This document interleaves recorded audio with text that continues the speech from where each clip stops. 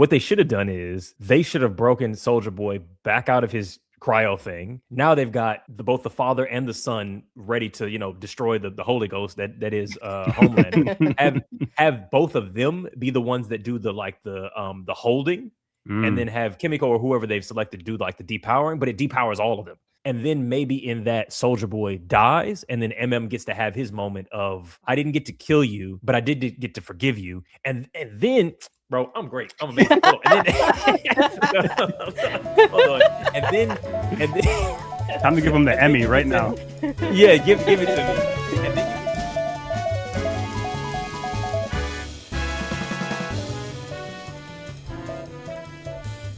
All right, what's up, everybody? Welcome to another episode of the Most Potato Podcast. My name is Alvin. I'm Jess. And today we are welcomed by a very special guest today, Mr. Eddy Overgold. I'd like for you to introduce yourself. If you want to plug anything that you got going on, please feel free to do so. All types of shit that we need to plug. We're trying to pay bills. Go for it. Hello, everybody. I'm Eddy. I'm one of the hosts at Waving the Red Flag, which is a relationship and culture podcast. I'm probably going to hawk these wares later on as well, but we've got two conversational card games. It's a Red Flag and In All Seriousness, which, are just good to like spice up a dinner party. So it's a Red Flag. Every single card is a prompt about, is this a red flag in dating that you can, sort of like chat and bullshit and debate about? And then In All Seriousness, the card game's premise is every card gives you the option to have a silly conversation or a very deep conversation. So you waver between the two during a game. But yeah, that's what we do. Check us out if you want to listen to some banter, some cultural commentary on shit that's going on in the world of Black folks broadly and relationship shit specifically. Nice. Awesome. Yeah, no, definitely check out the Waving the Red Flag. We've both of us have been checking you out for a couple years now. I can't even remember how long at this point. But yeah. It's been a while. Yeah, we love whatever you guys talk about. You guys could talk about literally like, I don't know, like some dirt and somehow make that sound interesting. The thing about it could be both very brilliant and like it's funny as hell at the same time. It's so good. Which one of y'all came across us first? Alvin. It was me. I'm the YouTube head. I apologize, Jess, that he roped you into this nonsense, but no, we're glad to have you among us. It's so funny because like every time he's watching something, I'll be like in the other room with my little hobbies and crafts, and I'm just like, what is going on? Who's saying all this crazy stuff? And eventually I walked into the room and it was you saying a whole bunch of crazy stuff. Wait, me every time? Not every time, but mostly you. Yeah. But yeah, ever since I've been hooked. Yeah. Hey. Actually, you and I, Eddy, have interacted on Twitter like over the years about random shit. Like, I think our first interactions was on The Boys season 4. I think we were talking about MM and like the Vought penis thing and how that was like a really racist thing that a lot of people didn't really get. I think I had, because I feel like there's somebody named Alvin on Twitter, and that probably is you. That would be me. Like, I feel like I'm now remembering those conversations. Yeah, I do feel like look. Y'all both already sound like you maybe were like disappointed. I think I didn't like the season, but I think the finale episode, I was like, yeah, I'm way more satisfied with this than I thought I was gonna be. Like I'm actually quite, I'm like pretty much happy. Like 7 out of 10, 7.5 out of 10. Like, yeah, y'all stuck the landing as well as was possible given the last like 2 seasons of kind of like fumbling. I'm glad you went right into that. I was just going to ask you how you felt about the season finale overall. I think for like the most part, we feel the same way. At least I think I feel more satisfied than you did. I think you still like liked it less than I did, but overall, there was like some stuff that landed for you. Yeah, I just feel like I have a lot of notes, and I don't like to have a lot of notes. Like it's either I can just say it was good and I'm satisfied, or it's just like, well, I don't know why they did this. I don't know why they did that. And, maybe if we would have tweaked this a little bit, and it's just like, it's never going to change. It's like how it's just going to be. And I don't know. They stuffed everything to the last episode. Mm-hmm. And that's what really bothers me, I think. And I just feel like we could have ended last season. I know you keep saying we could have ended like season 3, but season 4 would have been a good place to do all of this. Because I felt like everything leading up to this last episode was also just wasting my time. No, I feel that. Like you, Eddy, I actually felt satisfied with this episode overall. I also would rate it like a 7-ish out of 10. But also I feel the same way as you, whereas I feel like this story got stretched out too long. This could have ended around like season 3, season 4. Because like with a huge chunk of this season, it just felt like a lot of things like being done that just felt like they could have been pulled in way earlier in the season or the previous season, where we keep finding new ways to kill Homelander, and then it never pans out, and it just started feeling like it was spinning its wheels a bit. So much wheel spinning. It constantly, because I tend to agree with you that I think that I actually liked a lot of what they did in this season, but it should have happened way earlier. So I think what they've done is make Homelander a scarier and scarier and scarier villain, because he's gone from being a horrendous superhero to a madman to a behind the scenes, sort of PR nightmare / force on the government to being like essentially the president, to being I'm going to be God on earth. So he actually does get worse and worse and worse. Yes, and they failed to defeat him back to back. But the way that they failed to defeat him in each of these like almost battles is just watching them slip on banana peels season after season. Because it's like you figured out a virus, then you fuck that up. You figured out a way to literally strip him of his powers, and then you have all this infighting bullshit, and then you have like a hero who can bloodbend at Genv, and you just don't use that at all. And then the same thing with Homelander and the boys. It's like you all end up in all these goofy ass situations where he like totally can and is highly motivated to kill you, because you all already almost killed him like 3 times, but he's just like, no, I'm just gonna put you in a prison camp. I'm just gonna let you guys fester. I'm not gonna talk to you. Like, I'm just gonna let you go. Like, just walk away. Like, it just feels like everybody is constantly being pushed by the plot to not try to do the thing that they want to do. Yeah, no, that's exactly. I think that's how we felt. Like, it was literally just like chess pieces being pushed around. When just like the game is over, you could just move right there and it's done. Just move there, yeah. No, I think I'll just draw it out a little bit. I'll just go over here. I like playing. They like playing way too much. Oh my god! But just, can I ask what? Oh, sorry, go ahead. No, you go ahead, please. Go for it. I was just gonna ask, what are your top like 2 notes of like, this is some bullshit, this is terrible? Because it sounded like you had a fucking Excel spreadsheet. No, I mean, like honestly, all of the episodes, like between like one and the last episode, like I would scrap all that at this point. I would have been fine with like a movie or something, like something 2 hours, 2.5 this hours. episode would be 2 episodes. Yeah, something like that. But I don't really like how quickly everything went at the end with each character. I feel like they just kind of wrapped it all up, and I felt like it could have been stretched out throughout the season. The change with Butcher, the change with MN, all that stuff could have just been, I don't know, like we saw it set up like in the last like maybe 2-3 episodes, like very slowly with the infighting that there was. Like that episode where they were like in a tunnel, they were like in some place, and they were looking for the V1. Yeah, and they were all fighting with each other, and I really hated that. That was one of my lowest episodes for me. Waste of time. Like we didn't need that. There's stakes. At least I feel like there are. It's just like how you said, it's why isn't Homelander just killing them? He can kill everybody else. Like this last episode, he killed that rich guy. He brought him up in space. The fake Elon Musk. Yeah. And I was just like, if like he could have had so many opportunities to do this. And then we'll get into like Frenchie dying, but I just felt like they killed Frenchie for a certain reason, and I felt like it was unnecessary. So I was kind of like shocked when Homelander did play a part in killing him. Mm-hmm. And I was just like, we're really doing this, but nobody else dies. It's I don't know. I feel like I'm just disappointed overall with how they just stuffed everything into one thing, and how they didn't do anything with the Genv characters at all. That really should not have been in this season. No, like it felt like why are they there if you're not going to do anything with them? Like this is a waste of dialogue. Them up. They just wrapped them up. Go to Canada, and they said fuck off to Canada. Yeah, because there's no season 3. Yeah, I don't know. Go to Canada is hilarious. Yeah, that's where you go when you get canceled. Just move to Canada. Just go there. Oh, I do find it interesting the way that Canada is used in like shows like this and Handmaid's Tale, where it's like it's the place where American refugees go when sort of like authoritarianism becomes an issue. That's Do you want to watch that? I don't know. I have paused to watch. Season 1 is really good. Season 1 is really good. I think I'm just nervous. It's like he likes watching Chernobyl over and over again. That's my comfort show. Too like it's good. It's good. I feel you on that. It's too real, and I can do if I could do Chernobyl and rewatch that shit like a bedtime story. Then yeah, I can handle Handmaid's Tale. Yeah, you know what? I because I feel like sometimes horrific shit is like, oh well, I'm good, which makes you feel kind of comfortable. It's like, oh well, yeah, like I got fired from my job, but my skin didn't melt off in a nuclear plant meltdown. So like this is pretty cozy. Yeah. Yeah, I mean that's what makes horror like as a genre so good. Is you get relaxing, to live those horrible things like vicariously through like a safe lens.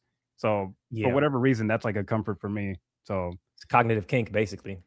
Exactly. Can't say anything. I like sad music. It makes me happy. Yeah, see, I can't do sad music. That gets me way too into my feelings, and I legit want to like die. Damn, that's so interesting that you all have basically the same thing, but just for different mediums. Yeah, no, when she plays Adele on our record player, I get like a lump in my throat and I gotta leave. It's so good. Like I'll feel like we just broke up. It's like, all right, man, I'm gonna go now. Oh damn, she gonna find somebody else like you. All right, hold on. Let me go watch Chernobyl real quick. I don't feel good. I feel that. Yeah, I'm very mad that they and I will note that for Marie Moreau and Sage. Let's get into that. I feel like the handling of some of these characters written by white guys just feel, and I don't want to like lean too heavy onto that because writing in general is difficult, and there's lots of different characters that everybody was written badly, so it's not necessarily a race or gender thing specifically, but maybe I don't know. I say yes, but just the way both of these characters are just fumbled is like, okay, so you've established that we have the smartest and the strongest soup in these two women, and then we've just gone, nah, she actually can't predict around like love. Love is her weakness. And like, oh, she actually can't control her powers, even though we saw her like do exactly that and manage to heal a fucking like century-old full body 3rd degree burn. She didn't even try to practice or anything. She's not doing any drills in the backyard like Elle in fucking Stranger Things. She's not doing anything. We don't think she's got it in her. Brought back her sister from dead. Yeah. Like we're not gonna try and I don't know maybe work on that. Like so it just feels like a constant mishandling of those kinds of characters, and it's like I think that part of what's annoying is that it feels like you could have made them normal. You didn't have to make them the smartest person on earth. You didn't have to make them the new coming savior. It felt like you did that performatively and then didn't bother to put in the effort to write a character that is that. You've gone like, oh, well, what if Harry Potter was a black woman? Anyway, never mind. We're just gonna write her off screen. It's like, why have you why you decided to have this character be the chosen one to do nothing with them? That's the thing. They put so much emphasis on characters like Sage and Marie to be very unique, very special powerhouses. And for them to just be discarded just like that honestly feels like a very active choice. I personally feel like it's racially motivated. I'm not saying Eric Kripke is like a hateful like racist, but it's more like that liberal racist where like you don't know you're being racist, but you're being racist. Yeah. And it's always with like the black characters because it's Marie, it's Sage. We talked about constantly being sexually embarrassed, like with the Votpeen thing. Mm-hmm. Yeah. It's a common thing. And I don't understand why these characters were set up just to be not even torn down, just completely thrown away.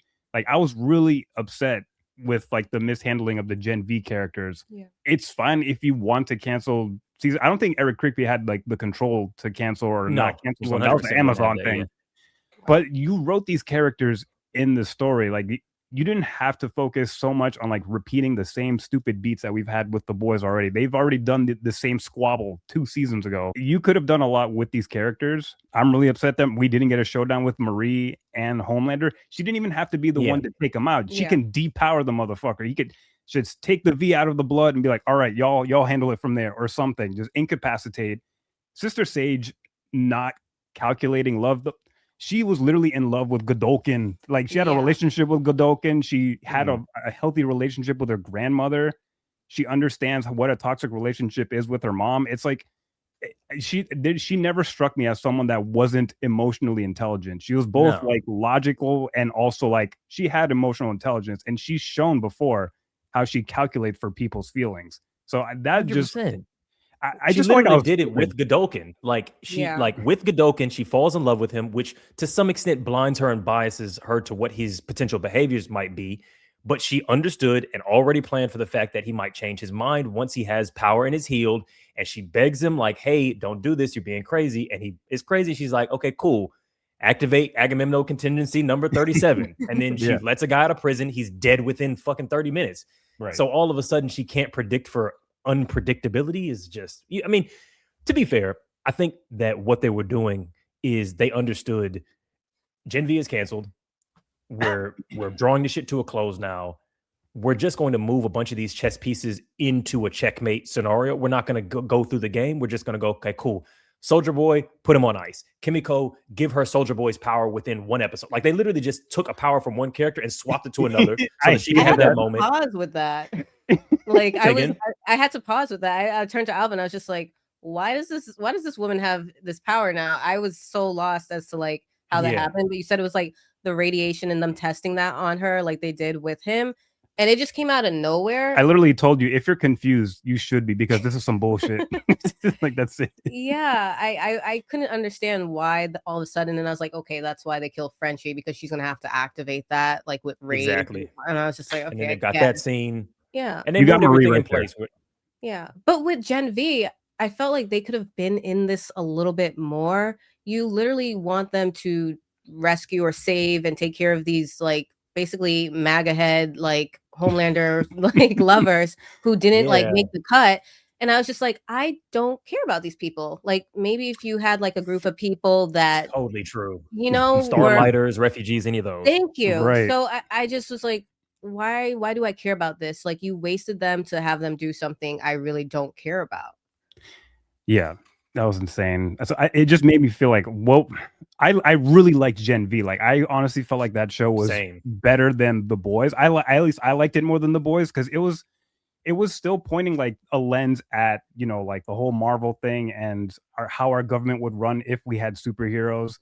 It had like that bit of nihilism, but then it injected hope as well with the Marie character and all these kids that genuinely want to do good, and they're trying to find their way in the world of like, okay, how do you actually be a superhero in this world when everyone around you is like corporatized? They're all like working against you.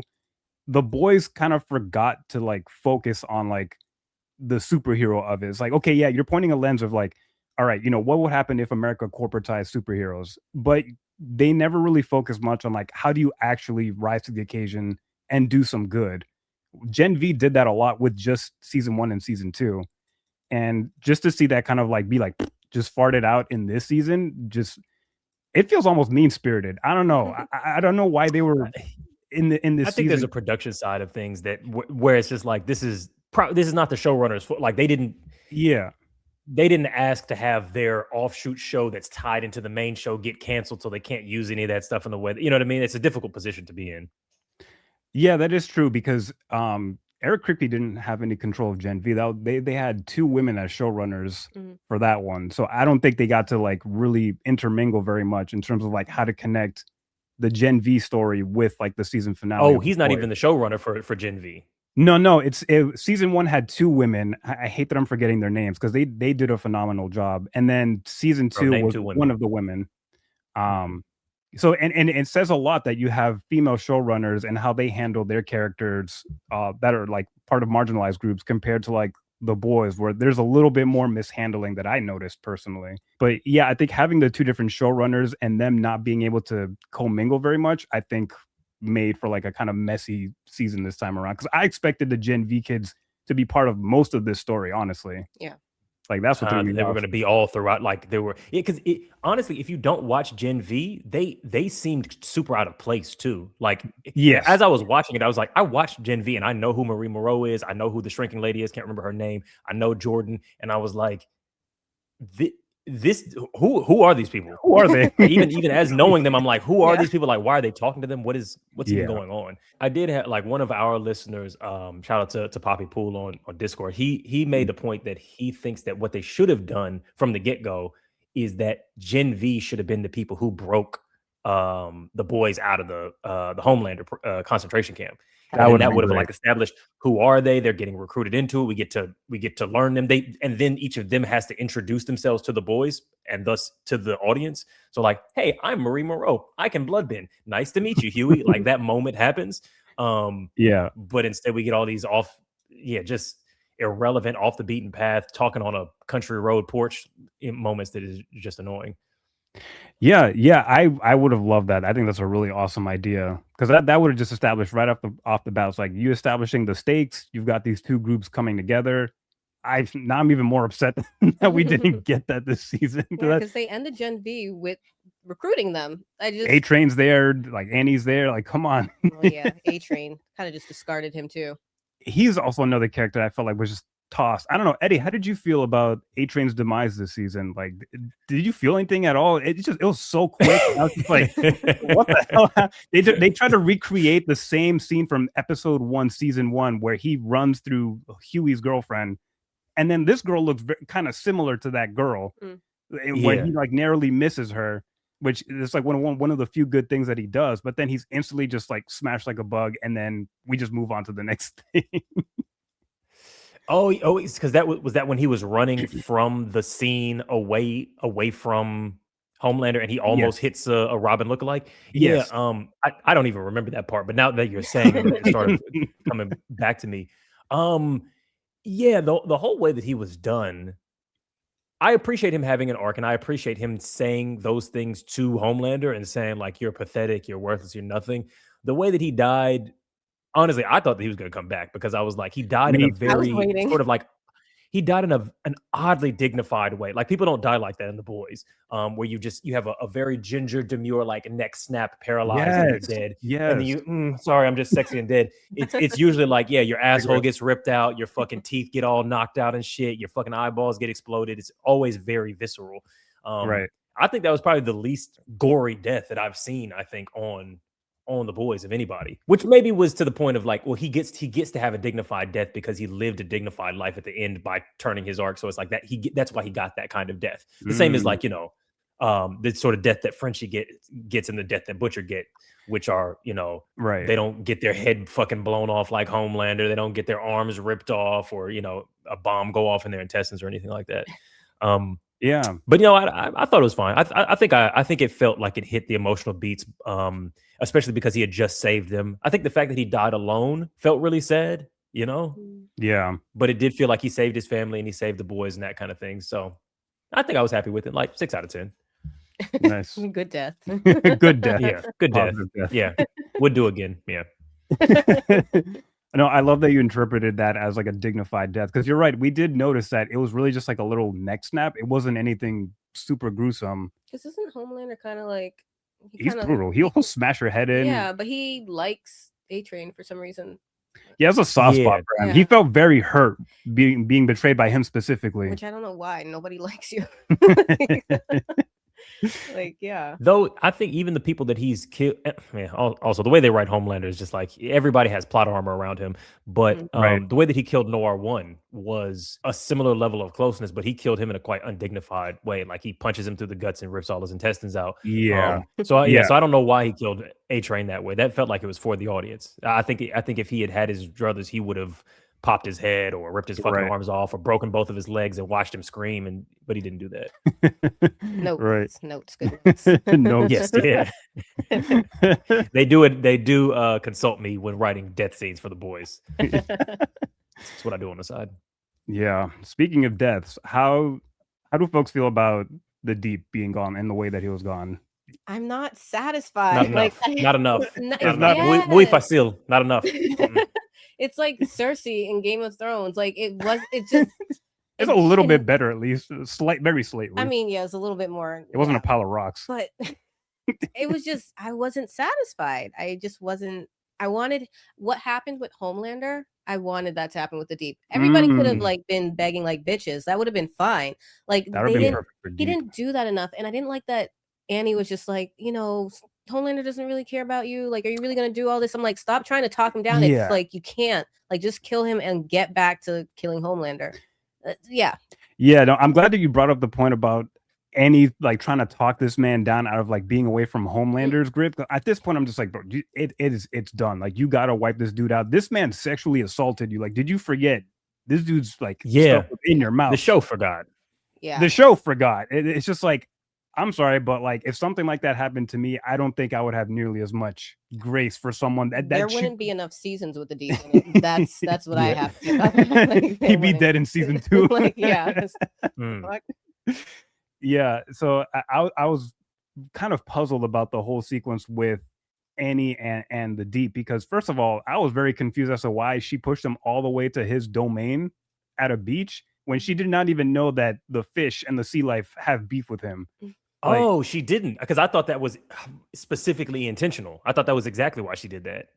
No, yeah, there was no indication, no scenes where Annie knew that the sea creatures were mad at the Deep. That was a very isolated scene, because when you see Annie's response, she's like, "Oh shit!" Like when the octopus why did I do that?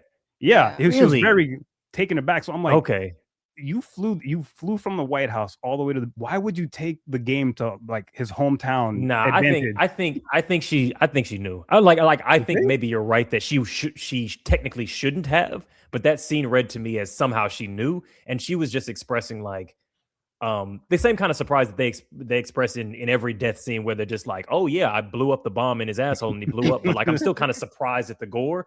So she was like, yeah, they're gonna kill him, but I didn't expect it to happen like that, and I'm still. That's how it read to me, at least. Interesting. Yeah, because I did not see any scenes where she knew that was the thing, but it That's could very well true. be possible that it could be what you interpret as well, Eddie. We were just like, when's she gonna push him into the water, like punch the shit out of him into the water? Yeah. And then finally she did it, and then she looked surprised. So I was like, did she not know like the whole ocean has beef with him? It's because she threw him in the water, didn't she? Yeah, she light blasted him. She 100% knew, but I think that what you pointed out is a writing flaw, which is that they didn't establish how she knew. But there's no reason she would have flown into the water and then thrown Aquaman into the water and let you know this will drown him. That's gonna hurt him. Yeah, exactly. So she 100% knew, but they just didn't establish how she. It could be a writing which thing. I mean, yeah, and that, I mean, not the biggest thing. Honestly, I'm willing to let that go, because I think that's probably like a social media thing. Like, because everybody on social media saw that the Deep wasn't willing to go into the water, so they knew that would have gone something was viral. up. Yeah. So, yeah, that is true. That's true. That's a good point. Yeah, So- I liked his death overall, though. I don't know if it had to be an octopus going up his ass through his mouth, but I mean, again, that's the boys being the boys.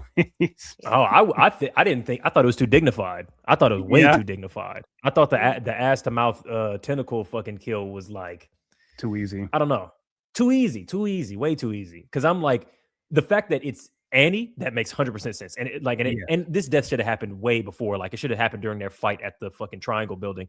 But Agreed. Annie has to be the person who gets to kill the Deep. But I think that the problem is not what was great about Homelander's death, and I know we'll talk about it sort of more specifically, was that the death allowed him to have to contend with his nature. Yes. And I feel like that's what you want to see from the Deep. You have to see him contend with being cowardly to the point of and callous to the point of losing all of his relationships. He beats and kills his previous wife. Everybody in his like community of aquatic people completely hate him because he stands for nothing and is willing to throw everybody under the bus. But he's not a complete psychopath. So he feels that he's hurting other people, continues to choose to do it, and has to then constantly rationalize why he's not the bad guy, even though he is constantly being rejected by community. So having Starlight beat him to death, or and the fish cheer, or just I don't know how you would do it. I'm not the writer, but just having him bathe in his own patheticness, and the way that Homelander said, that's the reason I keep you alive, is just so that you can feel how much of a piece of shit you are. That's what I wanted to see. Should have drowned him in oil or something. Throw his body in the ocean. Yeah, just like that would have been good. Something like that. Get just in the writing room, please. Yeah, no, I agree. I also did want to see more of the shaming of this guy, because he got it way too quick. Like, the most that we got to see is him saying like, "Oh, I'm sorry," to I'm sorry, and then he's dead. Some faceless fish, and it's just like, no, that's not nearly enough, man. Like, he needs. To, I wanted to see Sam Jackson come back and like and like roast him for like 5 minutes while they like slowly eat his body or some shit. Yeah, like a bunch of piranhas slowly eat his body while he's That would have been great. The roast of Kevin. Exactly. The roast of Kevin Deep. Yeah. Oh man, with Sam Jackson leading, hell yeah! Oh my god, I can't believe they didn't bring him back for this one final kill. Like it should have been him. It's At probably least. expensive. Yeah, It's I was probably just, expensive to get that. Yeah, most of the budget went on that one episode for Sam Jackson. Honestly. And speaking of budget going on actors, the David Diggs character was another fucking waste of time. He was an interesting character, and I think he would have been great if he had been established earlier. But why are you introducing a whole new massive character that's got a bunch of scenes on the off ramp? Like, you're trying to wrap up 2 different shows, 7 cumulative seasons. Why are you introducing this whole other preacher character and spending so much time with him? And then going like, oh, well, he's actually got history with Annie and all this kind of stuff. Get rid of him so we can focus on the people who matter and closing their loops, you know? Yeah. Yeah, no, I felt the exact same way because I love David Diggs. This dude is like a super talented, like anything that he's in, he nails it 110%. I just watched Blind Spotting the other day, and I didn't expect it to be what it was. It was very good. Yeah, it was really awesome. And the original song that he helped co-write, like that was really good. Like his performance. Oh, wait, in The Boys? In The Boys, yeah. Did he write that one? Did he write that like he was in the studio song? like with the pen. That's like, good. Yeah. Recruit talent, man. Use them, like use that budget. Yeah. Yeah. I get what they were trying to go for. They wanted to like tackle the evangelical, like Christo-fascist government type thing that's like synonymous with what's going on with our reality today. But like you said, it's way too late to introduce a whole new character. Like we barely get to spend time to really get to know him. And you see like some interesting parts of him. Like he knows that Homelander is just a nut job, but he's going with this like just on like just survival mode. But there's just not enough time to like explore a whole new character when we're wrapping up, like you said, 7 years worth of like character building and storytelling. And again, another black character that I just feel like is just wasted, tossed to the side. It's just not really like adding anything to the narrative, like really. And the way that he went out too, I felt like really mixed about it. Like I was shocked and I laughed at first. I'm like, I've never seen anyone die by a ball gag. And I'm glad that's how Black Bolt died in Multiverse of Madness too. He just took away his mouth. Yeah. Yeah. So they did a similar thing. And but ball gag, you're right. It did make it. Yeah, they made it sexy. It just got to make it sexy. And I'm glad that at least it was MM that did it, because I would have been pissed if it was yet another like white guy that just killed a black character in a very, again, undignified way, a very embarrassing kind of way. But yeah, I love seeing his performance. I love seeing David Diggs on screen. I didn't love the character because I just didn't get to know him well enough. Like there was just a bit enough going on where he was interesting enough where it's like, I liked the angle that they took about doing test screenings. Like it just became very meta, just like using test screenings for an audience to try to get people on this idea that Homelander is God. That was a great angle, but there was just not enough time to really explore that in a more like meaningful and interesting way. It just felt like, all right, this is like a little more filler, more build up, more padding so that we can get to like the actual stuff going on. I don't know. How did you feel about the old father character? I feel like you didn't. I didn't. Yeah, there wasn't enough time with him. I know I didn't like him, but I felt like in this episode, the last episode, there was some doubt there with what's her name, Ashley. She kept asking questions because the back of her head wasn't answering, and it was just like you know she kept asking questions because she's trying to probe and see like where he's at, like how he feels. And there was like a moment where I was just like, all right, you got to stop talking, because I felt like she's gonna play like some role, which she ended up doing, helping the boys. And I just felt like I wanted to know if he was gonna do something to switch sides, but he definitely had his own agenda that didn't have anything to do with Homelander. It seemed like more the church and just like his fame too. So no, he was in debt. I think that was also he was in debt. Money. Okay, so I eventually I figured he was gonna die either by Homelander, but seeing MM gag him, that was gagged indeed. I think to my previous sort of point about the fact that I think they actually did do a good job of ramping up the threat that Homelander is each season.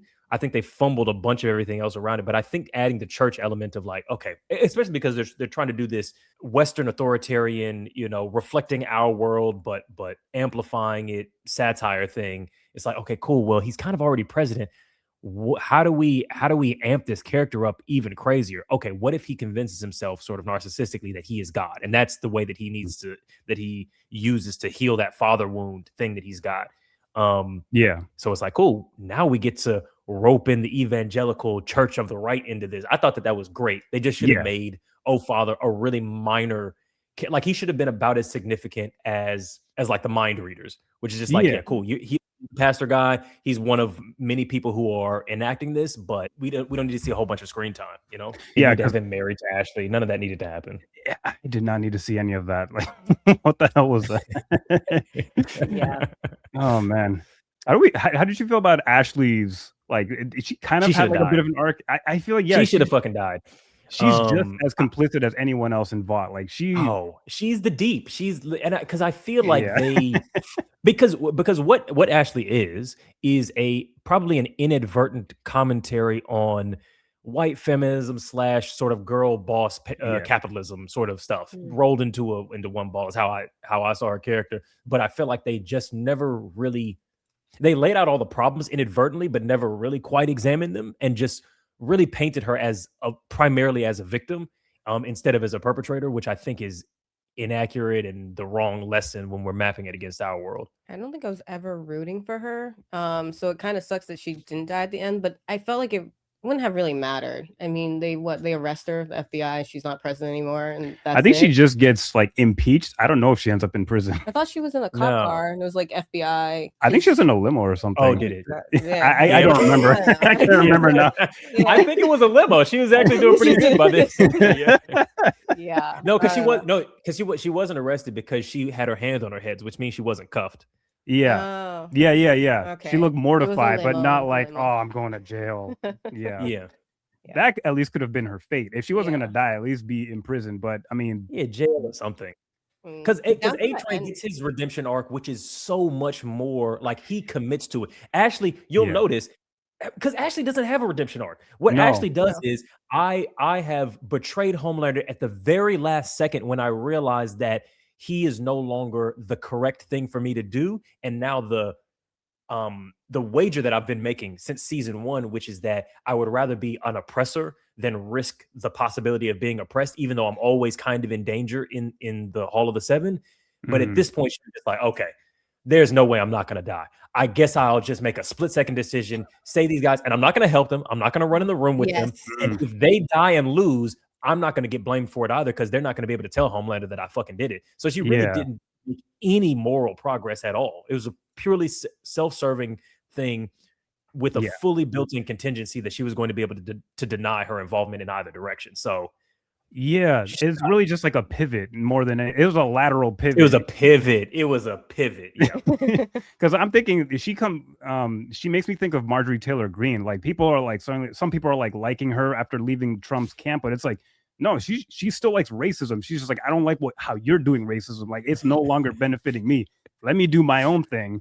And even if she has to say like some things that may be popular of what we're saying, just so that she can butt up against Trump, that's like, dude, that's not progress. Again, she's just moving ladder. She's doing her own like bigoted thing, just like in her own way. It's not benefiting her. So I think in a sense, at least with Ashley's outcome, even though I'm not satisfied with like how it ended with her, it also kind of just feels like a realistic depiction of what we see in real life. Where it's like so many people that should be in prison do not end up being in prison because they're just too powerful, too many connections. You're running like a country that's like, it's got racism and stuff built into it, like, and baked into it. So it's like you'd have to do something else to somehow get this person in trouble. Like pedophilia stuff is still not getting people in trouble enough. It's like, well, I mean, shit. It's what? What do you mean? Why are you guys still talking about that stuff? It's like, what? Yeah. And then she did a great secondary pivot. Like, after she helps the boys to kill Homelander, she's like, yeah, actually, those were CIA operatives, and I was in like, bitch, really? Like, what do we do? You pivoted again into saying that you always were planning to get rid of Homelander, and have still taken no responsibility for all of your complicitness over the last like decade in creating this situation. No. Yeah, exactly. So I personally would not give her any points to anything. Especially like her pointing to Homelander. It's like, that's not nearly enough. You should go in there and fight with him. Yeah, and then Use maybe your die face. or something. Yeah. I don't know. I think I just wanted everybody to die. I think that the more we're talking about this, I think I would have been happy if just everybody died. Yeah. Except maybe Mother's Milk. I think that's maybe the only person that I would be like that I was kind of didn't want to die. I guess maybe Huey and Annie kind of. Yeah. Actually, maybe don't mind how much they died.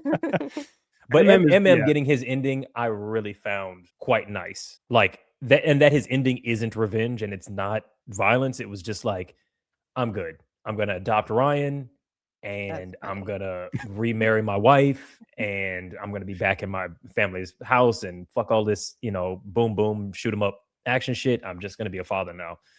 That was beautiful. What did y'all think of the way Soldier Boy's sort of plot was dealt with? Just speaking of Mother's Milk and how he was really like he was an MM villain when he was brought in technically.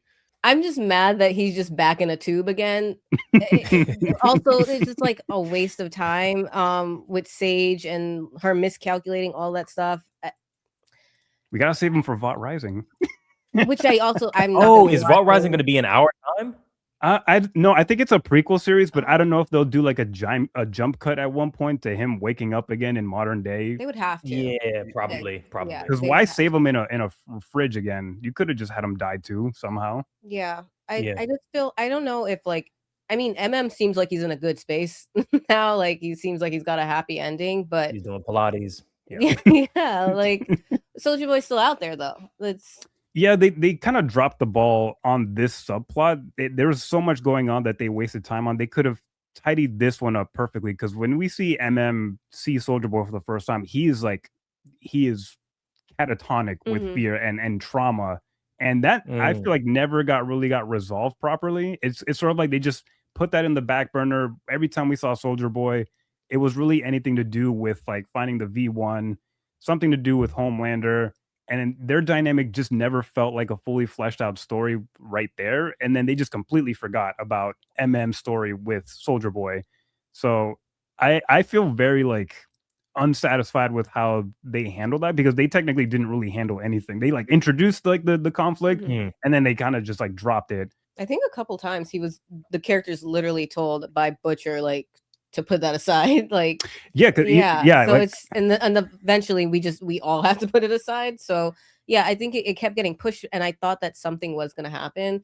I don't know if Soulja Boy would have died, if that would have made sense to do. Probably not, because they have their show, but it never got resolved. He had to keep pushing it to the side, and he had to keep basically, I don't know, following Butcher's lead, doing whatever he wants until Butcher's like too much of an asshole to really like follow. Because of that, there was like a critical point in the Hero-gasm showdown where it's like the Homelander, Butcher, and Huey fighting each other, and you see MM is trying to step in there, like he's trying to like seriously like overcome like this dude and like see if that he can make peace by killing this guy, and Annie comes in and interrupts that, and then I feel like from there that it just never. I at least for me, from what I remember, I don't remember that ever developing in season 4, and then definitely not in this season. I mean, they kind of just dropped the ball on MM entirely because he kind of lost a lot of his personality. They kind of brought back, he had the chains and the hip hop sort of tease that as a sort of like a fan service to earlier seasons.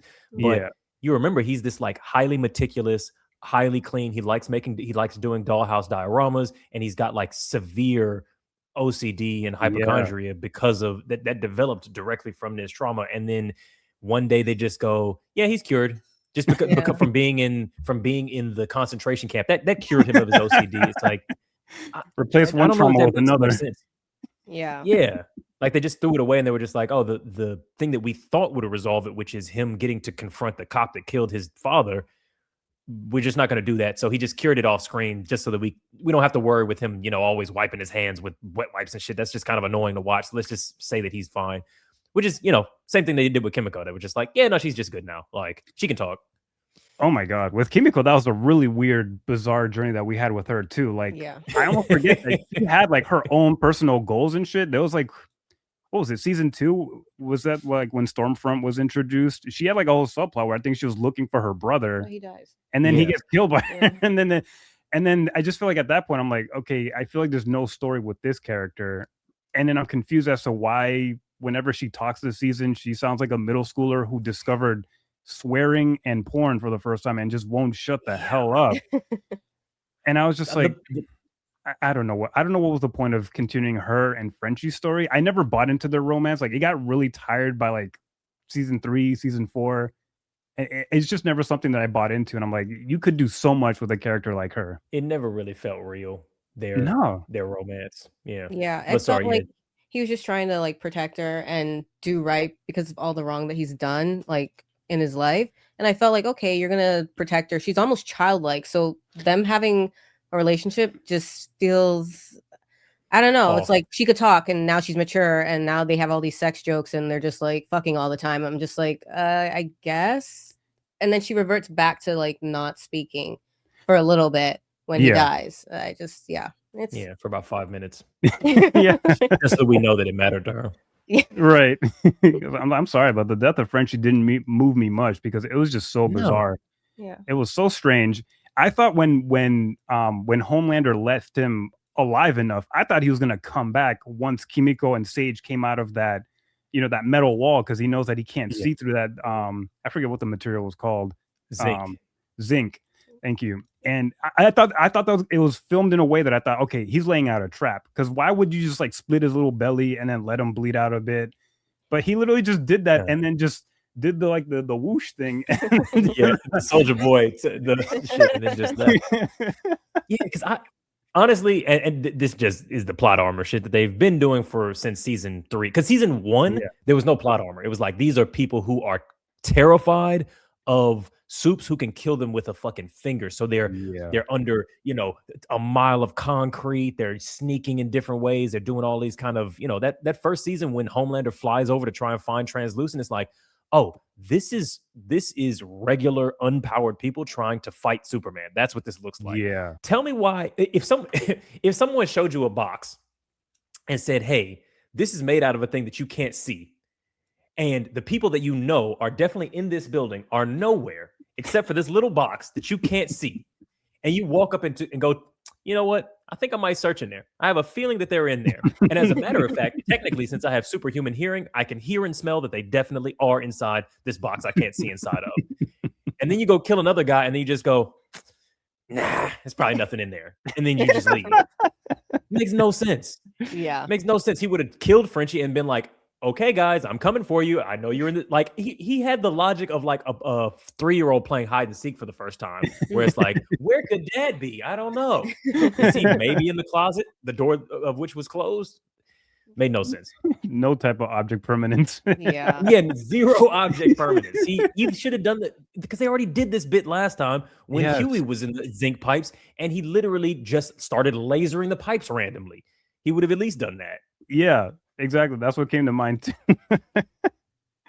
And then after seeing this episode, it just made me more upset about that scene, because literally Frenchie's death is only to set up to be Kimiko's trigger to use her like super soldier boy laser power, which I still am not accepting of that ass pull. Like that I couldn't accept it. And then now having to see this, I'm just like, it should have been Marie Moreau. She should have been the fucking she should have been the one, man. She should have been standing.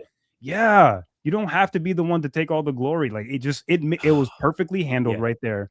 And instead they kept throwing cancer at Kimiko until like, oh now she got like the chest blast. Yeah. I was like, is that how that works? Like, she already has powers populated in her bodies. Like, she got the X-Men Wolverine regenerative stuff. Like, why does she also get the chest blast on top of that?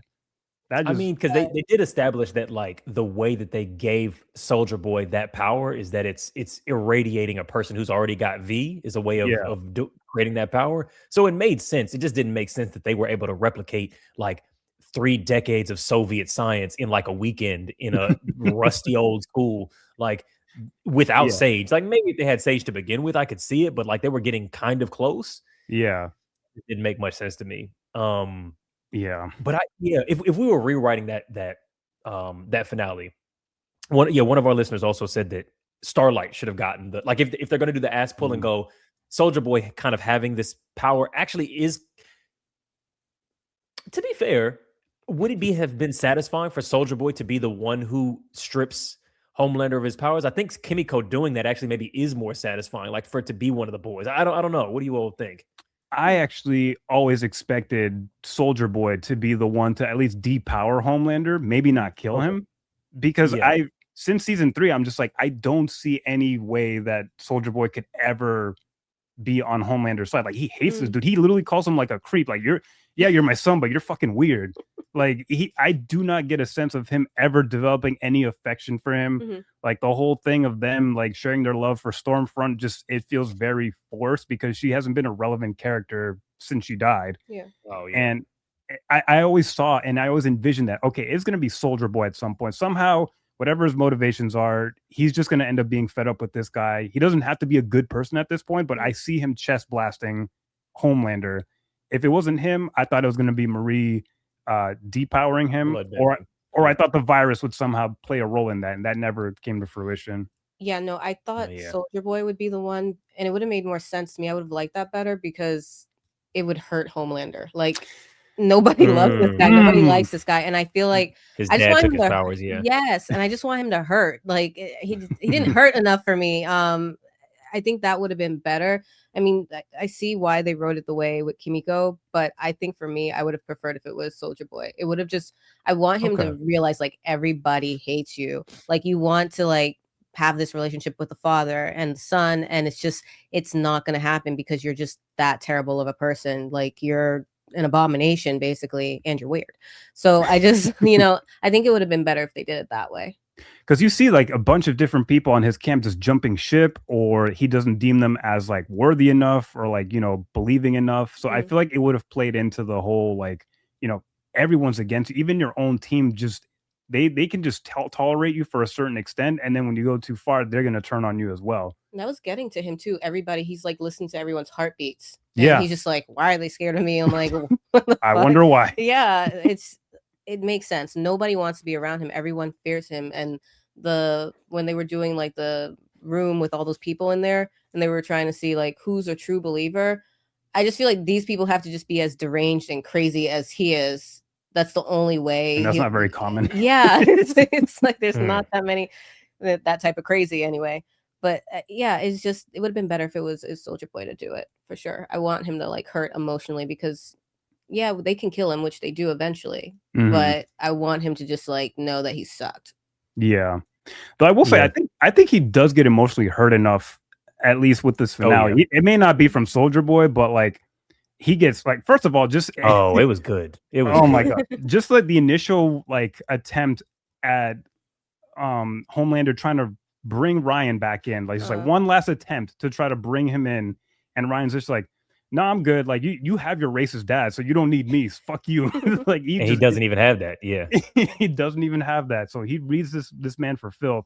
And then in the finale, when he actually is facing Butcher and Kimiko and everyone, like I think he gets plenty of shame. Like I think he hurts just enough before getting killed. I honestly thought they were going to let him live and maybe have him like imprisoned or something so that he could suffer the rest of his life as like a regular depowered person. But killing him, I think, actually ended up working pretty well because we still live in a world that like Compound V is accessible, and he might get his hands on it somehow if he stays alive. Do you think he'd get the same powers back, or it would be something I think so. Ashley's head? Ashley's head, the consciousness. I can't get past that head. That's funny. Yeah, I really did like because him just groveling. It sort of reminded me of the not fragility, but sort of like the strange kind of psychology that he has, because he is this like deeply wounded, tortured child with like deep fucked up parental issues that were imbued onto him, which is how lots of people who end up, being a sort of a fucked up monster sort of start, and at some point personal accountability matters. And so the fact that he sort of like reverts so quickly to this like groveling child, even though he's been powered his entire life, like he's there was no point in his life where he was a normal person. So him being like, oh my God, Butcher is punching me. I've never felt pain like this before. Somebody is beating the fuck. And he immediately goes like, oh my God, stop. No, I'll suck your dick. I'll eat your shit, please. Like the fact that he went to that so quickly was like, we're really well done and interesting and well. And Anthony Starr did an amazing job acting it. And it was like, yeah, we get to see this guy truly grovel. He doesn't, go out angry and like, fucking kill me. He doesn't do that. He's just like, Yeah, I don't want to die, please. Like, and that's great. And it's being aired to everybody. It's so on that makes it live. even And better. everybody is Yes. saying it. Yeah. Yeah. After declaring himself God, Homelander offers to suck Billy Butcher's dick live on air before having his muffin cap peeled back blue. Yeah. Oh my god, the Christians would be furious for sure. Oh man. Oh, and the fact that he was beaten to death with a crowbar, I think also I really liked. Because at first I was thinking, why are you bringing a crowbar to a soup fight? Dude, I'm glad you said felt that. You stupid. said that. Yeah, you were just like, what? There's so many seasons where he's carrying that fucking thing. I'm just like, I don't think he's used that once other than prying a car door open or something. So when he brought that, okay, He I beat know it's like translucent with that. yeah. And I know it's like an iconic image in the comics as well. I never read the comics, so I don't know how it plays out, but I've seen the crowbar like in some of the pages. So yeah, because when I saw that he brought in the crowbar this episode, I'm like, what the fuck's he gonna do with it? It's like I haven't seen him use it much, but that crowbar kill was fantastic. I was telling Beautiful. Jess earlier, this is one of the best kills that I've seen like in this series overall, and I think it makes sense to have like an over the top, very intimate kill with Homelander. Like this is the dude that we've grown up hating since like 2019. Like it needs to be like a really like gruesome death for him after what he's done, because even then that's still not enough for him.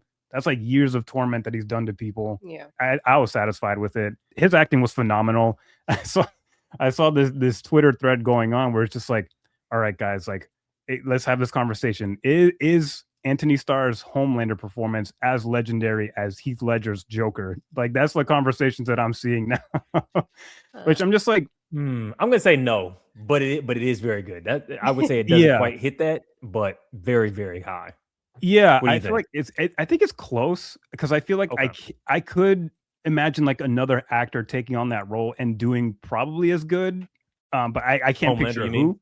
Yeah, like I don't know if it's such a like a very unique performance, but then again, Anthony Starr, like he conveys so much with just like a muscle twitch, like that. It takes like an incredible like talent and skill and practice. Yeah. Because I keep going back to that ending of Genv season 1 where he lands and then before he blasts I Marie, feel it already. You don't need to tell me. when he goes like, what kind of animal are you? Like he just, the disgust in like just like the lip quiver and everything, like whether he's really angry, disgusted, or like when we see him groveling, like his face says so much that he could just not say anything with his words and you could see right away what this character's feeling, what he's going through mentally. Yeah. That's why he gets memed so much, because he's just great at when Firecracker coughs and he's just like yeah. During the height of the pandemic, that was like one of the most spammed memes. It was so funny. Yeah, so I don't know, I don't think that he'd be as like legendary as like a Heath Ledger, but I think he's fairly close. Like there's probably another actor that could do really good, but I'd have to see more of his roles like outside of The Boys to see if I feel any different. Have you seen Banshee? Banshee? No, what's that?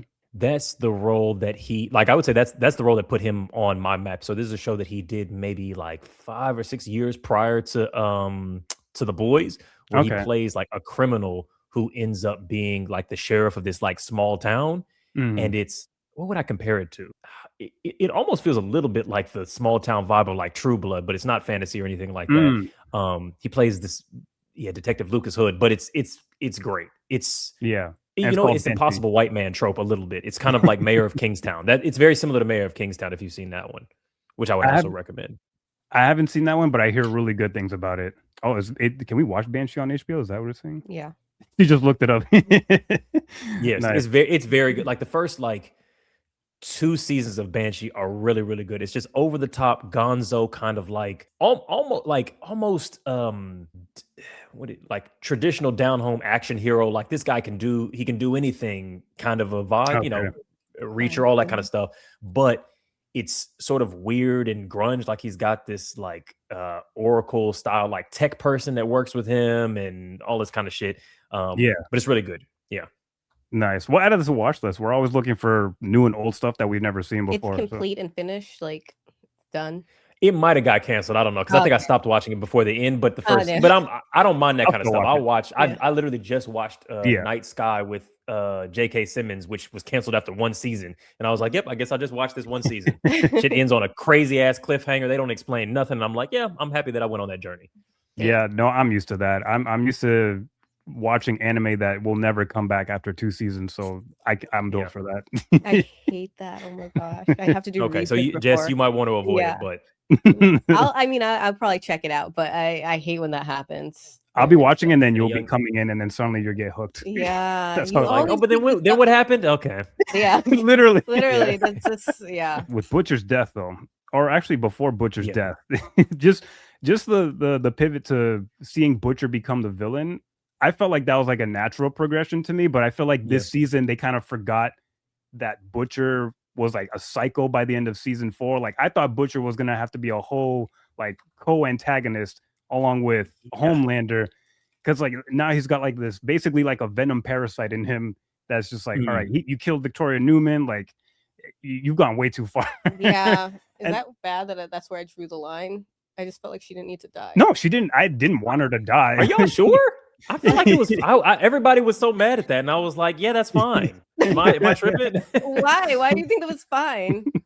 She's a murderer. She murdered so many people. This is The Boys. Everybody's murdered somebody. Like she murdered innocent people, like so many innocent people.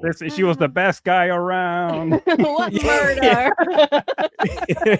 Yeah, no, y'all. I feel like y'all just like her because she was pretty, which is fair. But like, what does it have to do with her morality? She's a good character. I think that's probably why I liked her. I don't have a valid reason to keep her around. You're right, Eddie. I just liked her that much. I wanted her to stick around just a little bit more and then die. She could never do any wrong. I feel that, but you know, like Huey just married her in real life. Like that's they got married? Yeah, I think they just got married. Cute. Yeah, and they're a good couple because their on-screen chemistry is crazy, like inappropriately crazy. Like their interactions as friends, I'm like, y'all are fucking off screen. Like this doesn't even like y'all's chemistry on screen is fucking up the believability of the Annie Huey thing because it's like so obvious y'all go together. Yeah, it doesn't help that Annie got mad at Huey for like basically getting assaulted. It's like, I didn't know that Annie was fake. Which I get the impulse, but it just I don't know. Annie is also I think they don't know what they want to write. The same thing with Kimiko, and I feel like what they keep confusing the plot with the character. Where all of a sudden Annie is making these like toilet humor jokes, or she's mad at her boyfriend for being sexually assaulted, and it's like that doesn't make sense with the kind of character we've established for her previously. So but that's going to previous seasons. So anyway, no, total agreement though. But leaving off with Butcher, like in season 4, I was like, all right, he's gone total massive villain. But then but most of this season, it's like they've reverted back to status quo. They're like season 1, season 2, the boys where they're still working together. And I was like, so like I saw the natural progression of Butcher being like the final antagonist, but it's like when they did it just for this episode, I was like, this should have been like boiling like this entire time. Yeah. So it was really bizarre. So that's the same. Somebody said that he shouldn't have been back on the team. It should have been, Huey or MM becomes the leader of the boys, or maybe Kimiko, but if somebody becomes the leader of the boys, then Butcher is off on his own plan, which is murder all soups. And so then the virus thing stays relevant because it just felt like a side point in the show at this point. It stays relevant. They tested on Soldier Boy. He survives. Then there's the V1 thing. And then maybe they have to work back together at some point. Yeah. And then you have the big thing. Whereas this felt like, Butcher kills Homelander, which do we feel like Butcher killing Homelander was the correct move? I really liked it, but was it the right chess piece move? I'd say yes. I don't know. How do you feel? I mean, I said Soldier Boy should have been the one to like take his power, but I guess the final kill being Butcher is fine. I don't think there's anybody else that has you didn't envision anyone else with him to do it. Like everyone hates him, but it starts with him. Season 1, it's like a whole revenge plot. It has to be him. True. True.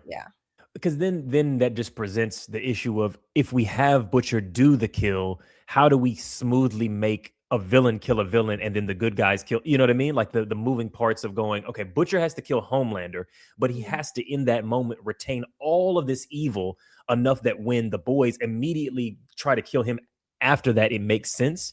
That seems difficult. The solution was to have the dog killed. That's that plot had Yeah. Yeah. Right. So you go, oh, he's actually good again, but then his dog dies, so then it becomes evil again, and then you have Huey kill him, which just felt like another ass pull. Yeah. That was. How did was you feel thinking- about that? I don't know. I was wondering. I was like, why did they kill the dog? When the dog did pass away in real life, I think right after the season was filmed. Oh shit. Yeah. He was like 11. His name was Bentley. Okay. Yeah. That's kind of so- traumatizing that they had him act his own death, and then he actually died. I know. It was really sad, but I was like, why does this like make Butcher flip? And I was just like, did the dog die He's got of no a one. broken heart? Like, because Homelander's dead now. He doesn't have those He fantasies doesn't have anymore. a toy to. Yeah. Yeah. The dog was low-key MAGA. He had a parasocial relationship with Yeah. his OnlyFans Homelander. Yeah. So that was interesting. I was like, okay, Tara passes away, and it's like Butcher doesn't have anybody else because Ryan doesn't want to be with him. He's kind of like in Homelander's situation too. He's a parallel. They're two sides of the same coin. Yeah. So I'm just like, okay, he's just gonna run off. It's weird because everybody was outside on the porch chit-chatting. Everybody's in the house. Nobody saw this guy drive off and leave except Huey. And Huey doesn't tell anybody that he drove off and left. No backup. Ridiculous. Yeah. Okay. You know what I think they should have done? Because I'm like, this is just writer's room shit. I guess we're doing right now. Like, here's how we would have done. If it was us, here's how we would have done it. I think what they should have done is, instead of Ryan being the sort of like ass pull person in the fight that tips it in their favor, that should have been Butcher. So they should have recruited Ryan, had everybody, done the whole plan, get really close to almost killing Homelander, but can't quite do it. Then Butcher comes in and he's the one who does the final kill move on his way to try and kill all Soups. And then they're like, cool, thanks for helping us. We got to kill you too now. And I think that maybe would have gotten. I like that. Maybe not. I don't know. No, because I was always trying to figure out, like, how do you fit Ryan into this? Because he should have been like a prime player in this. Like, we put so much emphasis on Ryan in the first 3 seasons, especially by like season 3, the whole plan goes to shit because Butcher wants to help Ryan. Ryan should not be part of the plan to kill Homelander and depower him. So he had like a lot to give with this story, and they completely sidelined him for what I don't freaking know, because his story is very compelling. I love that they have the moments of him confronting his own father, saying, "I don't want any part of this. Like, I don't like you. I don't see myself with you." It hurts me that I have to say this, but like I just, you're a terrible person. I don't want to be bad. He does the same thing with Butcher. He tells Butcher's like, "You're Ryan." He's got a lot of emotional intelligence for a kid who has not had a stable life like his entire life. Yeah, honestly, especially considering he's already done several fucked up like Homelandery sort of things, and he's pulled himself back without a father figure or anybody in his life to really like. It's actually pretty impressive. It is. He got himself out of the manosphere by himself. That's really impressive. Yeah, that doesn't happen, honestly. And I don't, if you've got other stuff that you want to get into, don't let me harp on this. But I think I figured out how they should have rewrote the shit. I think that they should have had. Is that why you took the pause? No, I literally went and wrote down a whole bunch of notes. Hopefully, Amazon doesn't steal any of my the notes that I've written down. But I was like, what they should have done is they should have broken Soldier Boy back out of his cryo thing. Now they've got both the father and the son ready to, destroy the Holy Ghost that is Homelander.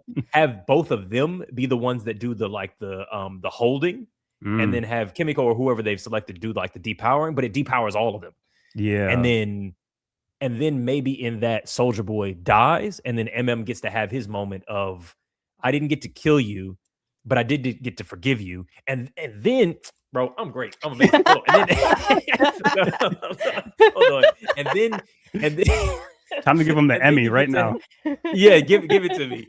And then you get to have the moment of duality where both MM and Butcher are faced with their respective like revenge plots, and seeing the way that both of them decide to do them differently. That MM forgives and lets Soldier Boy live, because in order for himself to heal, Soldier Boy fucking crowbars Homelander's head, and that's the end of each of their arcs. And then Butcher goes on to do more evil shit, and then they have to kill him. I feel like that would have maybe had all the moving parts of that were needed.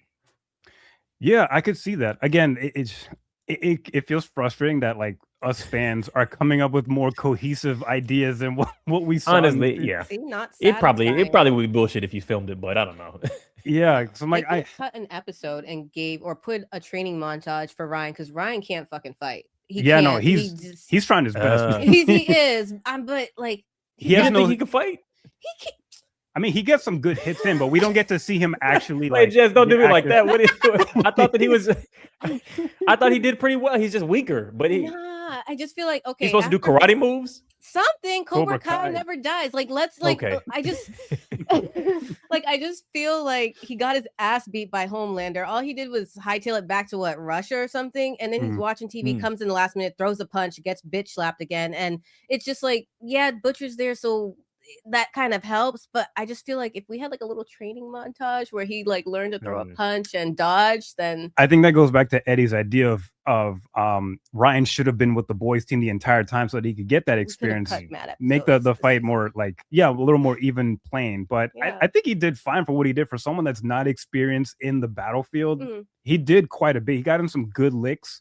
So it was funny to see him like lasered like Homelander's chest, and it was just like a little tickle. I was like, okay, I guess that doesn't work. I don't know. You have to train your laser eyes. You have to like practice that more or something. I'm not a fan of like the inconsistency of some of the abilities. It's like, what is it that hurts you? What doesn't? Like, I feel like heat ray, all over the fucking place. Yeah, heat ray should automatically just penetrate you, even if you are a super. Like that's like the equivalent of a human getting stabbed with a knife. Do you think his powers are like a little less because he was born? He wasn't given it the way. I don't know if they established young. Yeah, young. Yeah, he's underdeveloped still. So. Okay. Yeah, he's just a little bit weaker than Homelander, but he'll get stronger over time. And the laser shit is all over the place because sometimes they're like Cyclops style concussive blasts, and other times they're like, one-off like Iron Man cut through anything lasers. Yeah, and it's like, which thing is it? Because Kimiko doesn't have she's just not even bulletproof. Like bullets go through her. So why is Homelander lasering her and it's just knocking her into walls? Like that should have sliced her in half. Yeah, but we've just forgotten that that's how his lasers work. Yeah, at that point, I've had to just like forget about it because the last couple of seasons have been inconsistent. I'm just like, okay, they're never gonna get right on this. Are all the soups bulletproof? Because when they were trapped in that room, Annie was taking bullets. Butcher. No, Annie is bulletproof though. She is bulletproof. Okay, she is bulletproof.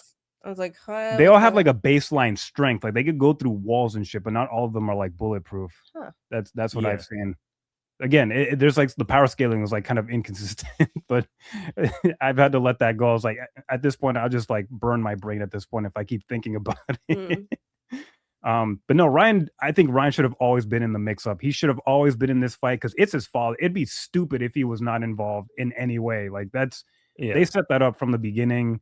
He has to like go on his own path of like, what is the right thing for him? I love that they had those two moments of him with Homelander and him with Butcher being like, y'all ain't shit. I'm going my own way. I'm going to be an honorary white man of color under MM's care. I'm gonna go to all the cookouts. I did not expect Ryan Ryan in like 6 years is going to be hilarious because like him being a transracial adoptee is going to be hilarious. Like I see Chet Hanks in his future. I don't wish it on anybody. I'm thinking more Paul Wall because like actually being like it's like, no, my dad is black. What do I do? Like that is a more positive. Yeah, I like that. Paul Wall's perfect. Yeah, I had two abusive white fathers and got adopted by a lovely black man. So that's sorry, I do have a grill. Yeah, so I think going back to Butcher, I think it made sense for him to go on the villain path. They keep establishing he's not a good person, and he's never been a good person since season 1. Like this crusade is like a death mission, and he uses people similar to how Homelander uses people. Like he might have like a connection with you, but he'll like easily toss that to the side if it means getting what he wants. So that's why I feel like I said before, I think these two characters are like two sides of the same coin. Butcher may not be like a fascist, but he'll do whatever it takes to get to his goal because he was going to flood the whole like sprinkler system in the Vought Center with the virus, which I forgot that even had a virus. I thought all the virus vials were gone. Yeah. I can't remember if they made like an extra one. Which is, yeah, they had enough. This again, they wasted a lot of time that should have been spent on the boys planning and getting their plan together, doing these like banana peel. Let's just we're gonna step forward 5 paces and then step back 4, and then we're gonna watch you all take the same 4 steps you already took. Exactly. Where they go, we have the virus. Wait, no, we don't. Okay, now we do again. Yeah. The fuck was the point of that? Like, if you either have the virus be destroyed or just continue having it. Why do we have? Yeah, very goofy. So yeah, they had like just enough left that Frenchie spent a whole bunch of time off screen recreating the virus again, which was a complete fucking waste of time.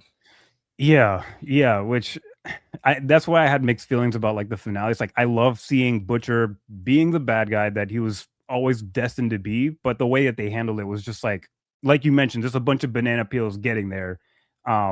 So I had to like just ignore the last vial of virus. I was like, okay, I guess that was always there, and they never brought it to the fight. Yeah. Where do we fall on genocide, by the way, guys? So I wanted him to release this virus. Thank you. Okay, Jess. No, you a real one. You're a real one, because I feel like sometimes it's the right. Look, Thetis was right. Amon from Korra, Legend of Korra was right. Oh my God, Butcher was right. You gotta solve. It's a class issue. You can't solve it with taxing 1 billionaire. You gotta just fuck the whole shit up. I really feel like you disagree. Am I right? Or I feel like we're right. Jess. I wanted him to, like, even if that's foul. Butcher could have died still, but like he should have pulled that trigger before he did. Like, that's what I'm saying. I don't know. Like, I really wasn't expecting soups to be a thing by the end of this. I wasn't. You thought that they would be wiped out. Yeah, I thought they would just do that. I know that's probably why I disagreed. I never seen that as like an opportunity, mainly just because one, Amazon's not going to let this go as a property. There's like the meta part of it. They're going to come back with other stuff. Yeah, that's like the one 100%. Thing. Mm. But 2, I think there's too much gray area for the genocide idea for this one. I agreed with the Thetis plan, because if it's like a whole group of people that you cannot reason with, I don't see any other out other than you guys got to go. Like, sometimes people just got to die. We don't have time to negotiate. You're so dangerous. Yeah, and we have, like, as humans, a way shorter lifespan than Viltrumites. That was just like 100%. I'm on the side of like, let's wipe these motherfuckers out. Yeah. For here, it's complicated for me because you have people like Annie, you have, other people that have superpowers that just, a lot of them don't even like want to have this. A lot of them are forced into it. They have to try to force their way into like having a normal life. That's part of why I like the Genv season 1, is like seeing like how commoners, like, everyday people have to deal with having Genv or like a compound V in them, and knowing that it's not their fault, it wasn't their choice. So the fact that there's like a bunch of like innocent people running around with the compound gives me a lot. She said she looked straight in the camera like it was The Office. She does that a lot. Are you hearing this shit? I was gonna get a zoom in the edit, like I sort of. Yeah. This is why I wear a mask when I go to work. There we go. I said, can't. Yeah. Okay, guys. I can't buy into the genocide plan just for the simple fact that there's too many people out there that are just not bad people. They're afflicted with this, and they have no choice but to try to make their way in the world with this. If it was something closer to like a Viltrumite situation where every soup was running amok and just being nuisances and just you could not rehabilitate them in any way, fine, release the virus. But not for me, man. I was just like, no, Butcher gotta go, the virus gotta go. Okay, what if he released it like a little bit and like took down the just soft launch it? It's a virus. You can't release a virus a little bit. You can't microdose COVID. I don't know, like yeah. You either get it or you don't. Something. I don't know. Take out a few, like. No. Okay, Jess. So what are your counters to the like? Well, there's some good ones. They didn't choose it. All that kind of stuff. Where do you fall? Of like, yeah, no, fuck it. Kind of just kill them all. Just solve the. What do you think? You just. Okay. But why? I'm with you. But yeah. No, I mean, it's. Do you save one person? Change the tracks? Do you save one person, or do you have the train run over all these people? Like Charlie type beat. I just too reduction. It's too reductive for me for a real world application. I mean, okay, Butcher does make a decent point where his main reason for doing the whole genocide idea is like, listen, we cannot afford another Homelander, and he has a point. There will be somebody. Homelander's not going to be the only person born in this world that is like a megalomaniac. There are many people like that if they get their hands on the Compound V, you could have someone like a Homelander or possibly worse. So that is like a fair argument that he makes, but I still don't think it's enough to like outweigh the cost of like so many lives. Like I feel like at that point, you just take the risk, man. It's like kind of living with COVID. It's like now you have to like deal with the aftermath that this fucking company just released this thing to people, and now it's part of like everyday life. And I mean, even if he did do it or he doesn't do it, there's the company. There's always going to be a company. That is my main problem. It's the company that has to die, not the soups. Yeah. Which that is something that is like you can't even do that in real life. Die. Yeah. You want the people to die and the VOT. Yeah, we could have. Yeah, just solve the whole thing. Yeah. Clean slate. The leaf and the root. Would do all that, like take down the company, but if they take down the company, another one's just gonna pop up. So it's like never ending. And I wanted them just to blow up Earth. Just right here. Just solve the whole problem. Cancel the show indefinitely. I think so I think Alvin, I feel where you're coming from, and I think maybe like I can kind of see a little bit of both, because I brought up the character Amon from season 1 of Legend of Korra, which I always thought was an incredible character, and I thought was sort of I think I related to that character much more than Korra, and he felt like the hero of the show to me because what that character does is he removes people's he basically removes privilege. Like that's what his superpower was, where he's going, there's a class system that exists in our society, a caste system. I'm not killing you. I'm just removing your ability to operate as a member of the overclass. I agree. There's like violation to it, and you're removing a person's ability. And you're essentially mutilating them in a way. You know, you're cutting off their arm or something like that. You're basically like chopping off the feet of tall people to make us have a more equal society. But he doesn't kill them, and he goes, all of the government is way overrepresented by benders. I'm not going to kill you. I'm just going to make you what I am. And the only reason that you're really mad at that is because you are disgusted by the way society treats people like us, like people who are, non-benders, which, so then, and they have both of these options in the boys. They have power removal and like violent, horrific bubonic plague death as tools that they can play with. So I think I'm a little bit open to the idea that a virus has a whole bunch of other shit that's going to impact the non-soups. Like if you release a bubonic style COVID thing that kills a bunch of fucking people, let's say it never can even spread to humans. Let's just take that one off the table just for simplicity. Yeah. You're going to have random people in all kinds of jobs dying, hospitals fucking overrun, parents losing their children losing their parents. The whole society is going to be impacted because soups are all throughout society. Yeah. So we got to go like, oh fuck, and so now the whole world is kind of like fucked up while we deal with this for a bit. To be fair, maybe, if it runs through the population very quickly, it maybe peters out and kills everybody, and then it's just clean. Jess is liking this, the idea of this. Maybe it just she was like, yeah, see, I thought of this. It's fine. Say more. Yeah. So that seems like it would just have more negative impact that maybe isn't worth it from a trolley, problem perspective. Mm-hmm. And so, and there's, like you said, lots and lots of innocent soups.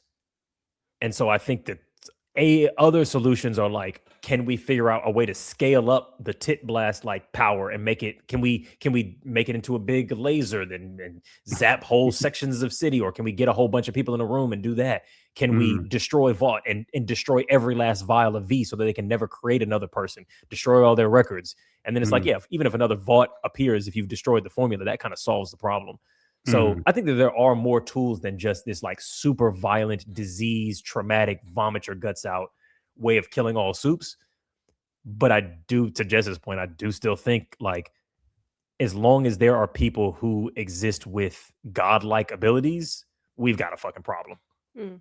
Yeah. Which is maybe me being on some, what's the character that Tyrion Lannister played in X-Men? I was just gonna say, it started with a T. It wasn't Tyrell. It was Trask. Was it Trask? Trask, yeah. The guy Trask. So maybe that almost creates, Trask shit. The guy that creates the Sentinels that wipes out all like the mutant gene people.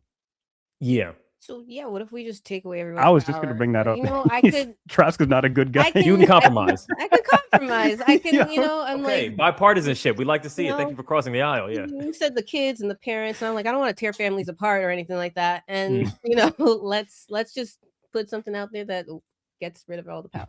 Y'all better hope I Yeah. don't get Compound V, because I'll come after y'all. Yeah.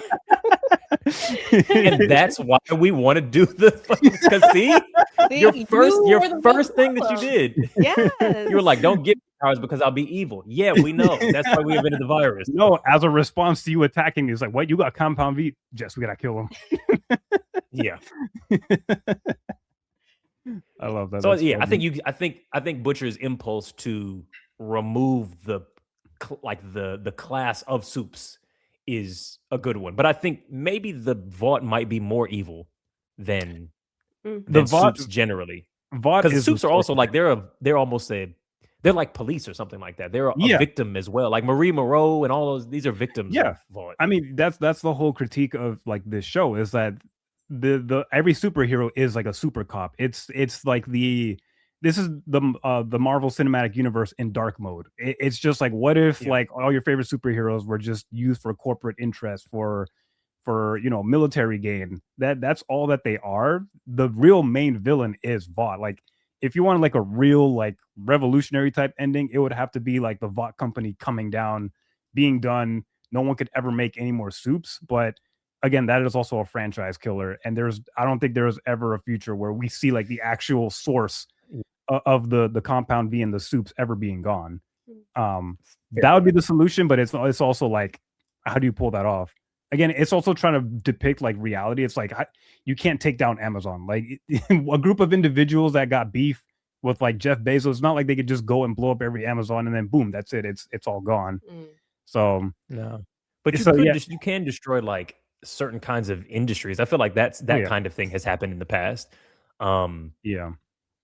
I'm trying to think of examples, but I feel like, I guess prohibition doesn't really work, but I feel like you can go, no, it's just illegal for you to make Compound V. We've raided all your offices, erased all your hard drives. You can no longer make V babies. That seems doable. I would say so. Yeah, for sure. Still happen underground somewhere. Yeah, you're probably right. There'd be a vial left somewhere. I mean, like, just take out the whole world. I think that's the solution. Like we vote for the just comic. release the virus. Just release the virus. Oh man, you can have new kids if you lose your kids. Like, you can have a fresh batch. Oh my god, without the same defect. With the conversation of kids, how Eddie, how did you feel about Huey and Annie being pregnant with baby Robin? Yeah, I thought that was cute. I think I really found a lot of the emotional beats like really satisfying. I felt Homelander's death was really satisfying. I think Annie and Huey and her little Crocs, but she still does superheroic shit, and he's the supportive husband. Like, love it. I think also the scene where she's protecting him from getting shot up in the thing, that felt quite romantic to me in a way. Yeah. They keep one another safe. Loved MM getting back with his wife. I think I just liked all of it. I think honestly they should have just not killed Frenchie, because I think it would have been nice to have Kimiko and him have something. I don't know, but I liked him being pregnant. I liked him naming it Robin, and I liked her being like, "Look, she got ran through to death." I understand, because I feel like naming our baby after your ex is wild, but given the context, totally fair given the context. Okay, I love that because I felt the opposite. I mean, I like that they had a baby and stuff, but the naming of the baby, it felt weird to me. But you make a good distinction. If it was like an ex, like someone you broke up with, I think that's a really strange thing to name our child. I would never name our child after my ex. We wouldn't name our child at all. I forfeited my rights. He was about to say a name just then. That's hilarious. No, I wasn't. You were about to say, I would never name our child Sarah or whatever. No, not Lilith. No. But I feel mixed about the naming after like Robin. Like, it's a late partner. It's not an ex partner. Whenever someone dies, I don't count that as an ex. That's like someone that got taken from you, like before you guys could really see where you went. So I would call her more like a late partner, not an ex partner. I see people online calling it like an ex partner. I'm like, I wouldn't call that like an ex. Yeah. I'm with that. Yeah, but I still felt strange about it. I'm just like, would Annie be okay with naming her child after someone that was like a previous partner? Like, I don't know. At least I've never seen situations like that before. So I guess to me, it comes across really weird because it's not like a common occurrence. So I felt like if they both knew the person, she didn't even know her. I don't know. Like if it was her, if it was Annie's best friend or something. Yeah, as well. something like that. And then they end up together when she passes. But I don't know. It's just that's just how it's written. But like in real life, I'd just be like, that's weird. I think. Okay, have y'all heard that story that went quite viral a while back? That was like this woman, her husband, either through disease or injury, became sort of like deeply disabled, so like a quadriplegic in a wheelchair, brain damage, something like that. And she met a new guy, and the new guy and her, that all three of them live together, and both her and the new partner take care of her previous husband, but still man in her life, and like father to her first kid or something like that. But he's in a wheelchair, not fully like he's a bit lucid, but he can't speak. He can't feed himself any of that. So her new husband feeds him, and they go out together and all this kind of stuff. Yeah, that to me felt like it kind of maps to this. And for me, I feel like many people were super disgusted with that scenario. But to me, I'm like, yeah, that feels like that's good. Like that's kind of the ideal human solution. Yeah, I when you were telling me that when you were telling us that whole scenario, I didn't come across that. But the first thing I thought of was like, damn, that's loving. That is like very genuine, like human connection. That transcends like the general like norms that we have when it comes to like relationships and dating and just having like friends and family in general. I would hope that I would be in a situation like that where if I was in that person's shoes where I'm disabled and I'm in that situation, I would appreciate being in a situation where I have two people like that taking care of me. And I would also want to do the same thing for them as well. I don't think that is like, that doesn't infringe on like your new relationship in any way. Yeah, because I mean, the guy, I don't know if he's the husband now or whatever. He wouldn't be there if he didn't want to be doing that. Yeah, so, he has a choice to leave if he didn't want this. Like it's clearly like a choice, and it's I don't think that that's weird, and anybody saying it is kind of an asshole. Yeah, I feel like they might be very close-minded if they're disgusted by that. Yeah, they're close-minded, or it's sexual. There's something they're like that's like a dominant thing. Yeah, they're making it that way. So like a hyper masculine thing. Yes, I know that's my woman. Yeah. So. And how do you all reconcile that? Like, well, one, do you agree that this sort of like maps this kind of like competition between previous partner, new partner, who has value? If you still have a connection to their previous partner, or if I'm doing something that helps you connect and care for someone that you previously did, does that mean something that I'm being degraded as your new partner? How do you all reconcile your different feelings on each of these scenarios?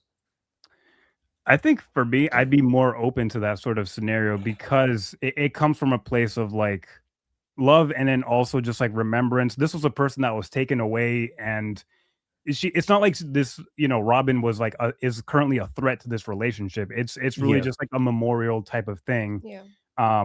So even though I had initially like the weird reaction to the baby being named Robin, like talking through it now, it makes more sense why like Huey and Annie would come to that decision.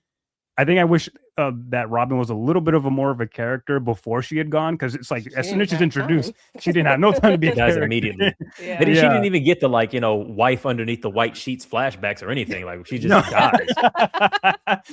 And I was really surprised that we got the Robin tribute, because I think for the longest time we never mentioned her again. We never really revisit that. And we kind of forget why Huey signs on to this in the first place. This was the inciting incident for him to join Butcher. So I feel like if they at least put more emphasis on him, like, remembering her throughout the series, I would have easily taken to that naming convention a little bit more. But doesn't it end where it started, like that same where she died? or like It's very similar. Yeah, I the almost thought setup. Annie was gonna get ran through. I did too. I was like, who's gonna die? Annie's Because gonna it was die. out front of the store on the street. Yeah, I Yeah. think that's it was that same area. It looked like it. I don't It's know at if least the that's- same framing. Yeah. So Yeah, I was just like, on the oh side of the shit, street. one of them's about to get ran through. But I was like, I don't know anybody who could run through them. That sounds funny. But It's yeah. the B train. Yeah. Yeah. The express train. But- Yeah. That's good. Yeah, I thought it was like it's coming full circle because what A-Train apologizes. I feel like they kind of And they make amends. They Yeah. they actually Yeah. form some sort of bond with each other. yeah. So I mean, I guess it's not weird for this. Yeah, and the more we talk about it, the more I'm like, okay, I'm actually okay with like this the reason why they named the baby Robin, and maybe I'm not against doing that in the future, but again, I don't know. I mean, that's up to you. You're the one in charge of the names, apparently. One of us are dying. Like I don't get it. No, Okay. not at all. If one of you all's previous partners, maybe it wouldn't sort of apply because obviously you wouldn't. all are together and there's Yeah. nobody that's, you know what I mean? Like you all aren't Yeah. together because of someone's death. Whereas like Yeah. him and Annie would have never happened if Robin didn't die. And that Exactly. seems like the core element. Yeah, exactly. So that makes it a unique situation where I'm like, okay, I see how endearing this actually is now that we think about it and talk about it more. Yeah. Yeah. So Where do that you was a fall, nice Jess? way. Because you feel yeah. you seem a little bit more like maybe uncertain or not reconciling the two, or maybe see them as different kinds of scenarios. I feel like it just depends on the situation. Like Mm. this seems fine now that we talked about it a little bit more because when you told me, it totally went over my head that they named the baby already and it was Robin. And I was Yeah. like, who the fuck is Robin? But yeah, I was like that seems nice. I think that's like okay, especially because I'm realizing I'm like this ending scene seems very similar to the start of The Boys Comes with full Huey and circle. her. So I think it's fine. I think it just depends on situation to situation. Like you wouldn't just be like, we're having a baby, let's name it after my ex Who died. and I moved on from her way before she died. that would I'd be like, no, like Yeah, Yeah, I that'd don't be know. weird. Like I don't even know if I give you middle name. Like I don't know. Like it's just we have to. So talk maybe I'll about go to the funeral, but I'm not naming the baby after. that. what if it's an ex that that became friends, like and friends in a way that you now know them, like y'all like cool, this is Jess's ex and we know him, everybody's cool, we're all good, we're together now, it's all good, everything is copacetic. Then he like, I don't know, gets hit by a train, whatever, and then you're like, okay, baby's middle name is such and such. We're close, good friends, or we're just like friend circle. Like we in the same still like. I guess it depends on y'all's definition of like where close versus social circle is. But like like he would be at y'all's wedding, whatever Then level that's of very closeness that close. is. Yeah, then that'd be that's very close then. Okay, Yeah. yeah, whatever. Then close. Yeah. It depends. I could see like a middle name. I don't know about a first name. I would need two middle names. Yeah, you're not getting the first name thing though. I don't know. It's because like I'm like thinking about my names, and then now I gotta throw this dead guy in there. Like it just like Yeah. Ruining the whole formula. yeah, that's like it. But yeah, it would depend like the relationship that you would have with the person. Then it would be something I would consider. I would consider that too. Yeah, because if it's someone that's like very important in your life, like disregard the fact that they used to be your partner, like someone that's still consistent in your life, that's like there to support you, they're there for you as a support. They're not getting in the way of your current relationship in any way. I don't see really any issue with that at all. Like I it's no different than naming after like if one of my relatives that I'm close to passes away, A parent or whatever. Yeah, it's someone that's in your circle that is like your like familial like friendship type circle, that's your community. So maybe a lot of people or some people might have issue with that initially, but the way we see it, I don't know, I feel like I'll definitely be okay with that. It's not gonna be my name, so I don't care. Yeah, no, I think that works. Okay, do we have anything else? I feel like we covered a whole lot of, at least this season and this finale as a whole. I don't know if we've missed anything crucial. I know that there's like a bunch of characters that showed up that just never like were a thing. Like that Raven girl, I thought she was going to be pivotal when MM saved her, but I think that was just like to develop his character to be less apathetic. Oh, yeah. The bird who had like, she used to have birds and then they killed. Yeah. Yeah. Honestly, so many of those characters felt like Because I don't think I Right. realized this was the last season. Like, y'all should have skipped a whole bunch of this shit. Like, Yeah. Yeah. The oh my volcano God. dude. I was like, what is Yeah. going on? It was Oh, kind of yeah. fun. That felt like core boys. Like, how can we make every single power super stupid and gross? I love Yeah. that they can consistently do that. I think Mm. I find it quite endearing. But like, don't waste time on it. Like, if we've got No. plot that we need to hit, like, fucking get to the main story. Yeah, I think that's what I feel. I like the gross out stuff, but it gets to a point where I'm like, all right, we're really losing the focus right now. We're losing the plot. Just stay on beat, please. I think Yes. that's one of like my main gripes for this season. On top of like the mishandling of some subplots, just like spending way too much time on like side characters or gross out humor that really didn't add to much. That's why I always bring a good book when we sit down to watch this, because It'd be multitasking. yeah, I mean, I just do that in general, but I know I'm gonna just be sitting there bored, and I'm like, I don't want to be on my phone or anything like that, so I'm gonna read this book instead. It's just, yeah, I don't. That's hilarious. Like, no, I'm not one of these brain rotted weirdos who can't pay attention to a TV show. I'm reading a book while I watch this boring show. It's such a roundabout, like, no, I have rustic ADHD. It's a little bit different. Exactly. If it's not that, she'll crochet sometimes, which I can understand. You can crochet. I think Yeah, physical tasks. That's a little Yeah. bit different. Yeah. Yeah. Reading a But whole reading book a whole is funny. book while watching a movie is crazy. And then you ask me what happened. I was like, I don't know, babe. Put down the book. I just, Yeah. I'll jump back in when I can feel. You can feel when it's getting like No, back I on feel that. track, but You can there's hear the sometimes. tone shift. Yeah, exactly. And then I'll pop back in, and I'll tell you like rewind that like 10 seconds or something like that. But That's why. Yeah. you know, Yes. I just, yeah, there's a lot that could have been cut from this. I'm just glad it's done. Me too. This felt like I finally got the poop out. Like it just that's what the last two seasons felt like. Yeah. It's like You finally pinch it struggling on off, yeah. yeah. Since we're doing gross out humor, might as well use the analogy of like this. Really, the last two seasons felt like a constipation, and then it finally like it's done. Mhm. And for the most part, I feel satisfied. I think this last episode, I was really surprised at how satisfied I felt because they hit the main beats. Mm. All right, we resolved Homelander perfectly. We resolved Butcher for the most part really well. We got to see the deep dive. I would have been so heated if the deep did not die. That just would not make no sense. Like he doesn't belong anywhere in the world at this point. Like he's rejected by everybody. Like the humans don't like him because they didn't save Pop, and the fish are just like, nah, we don't fuck with you. Yeah.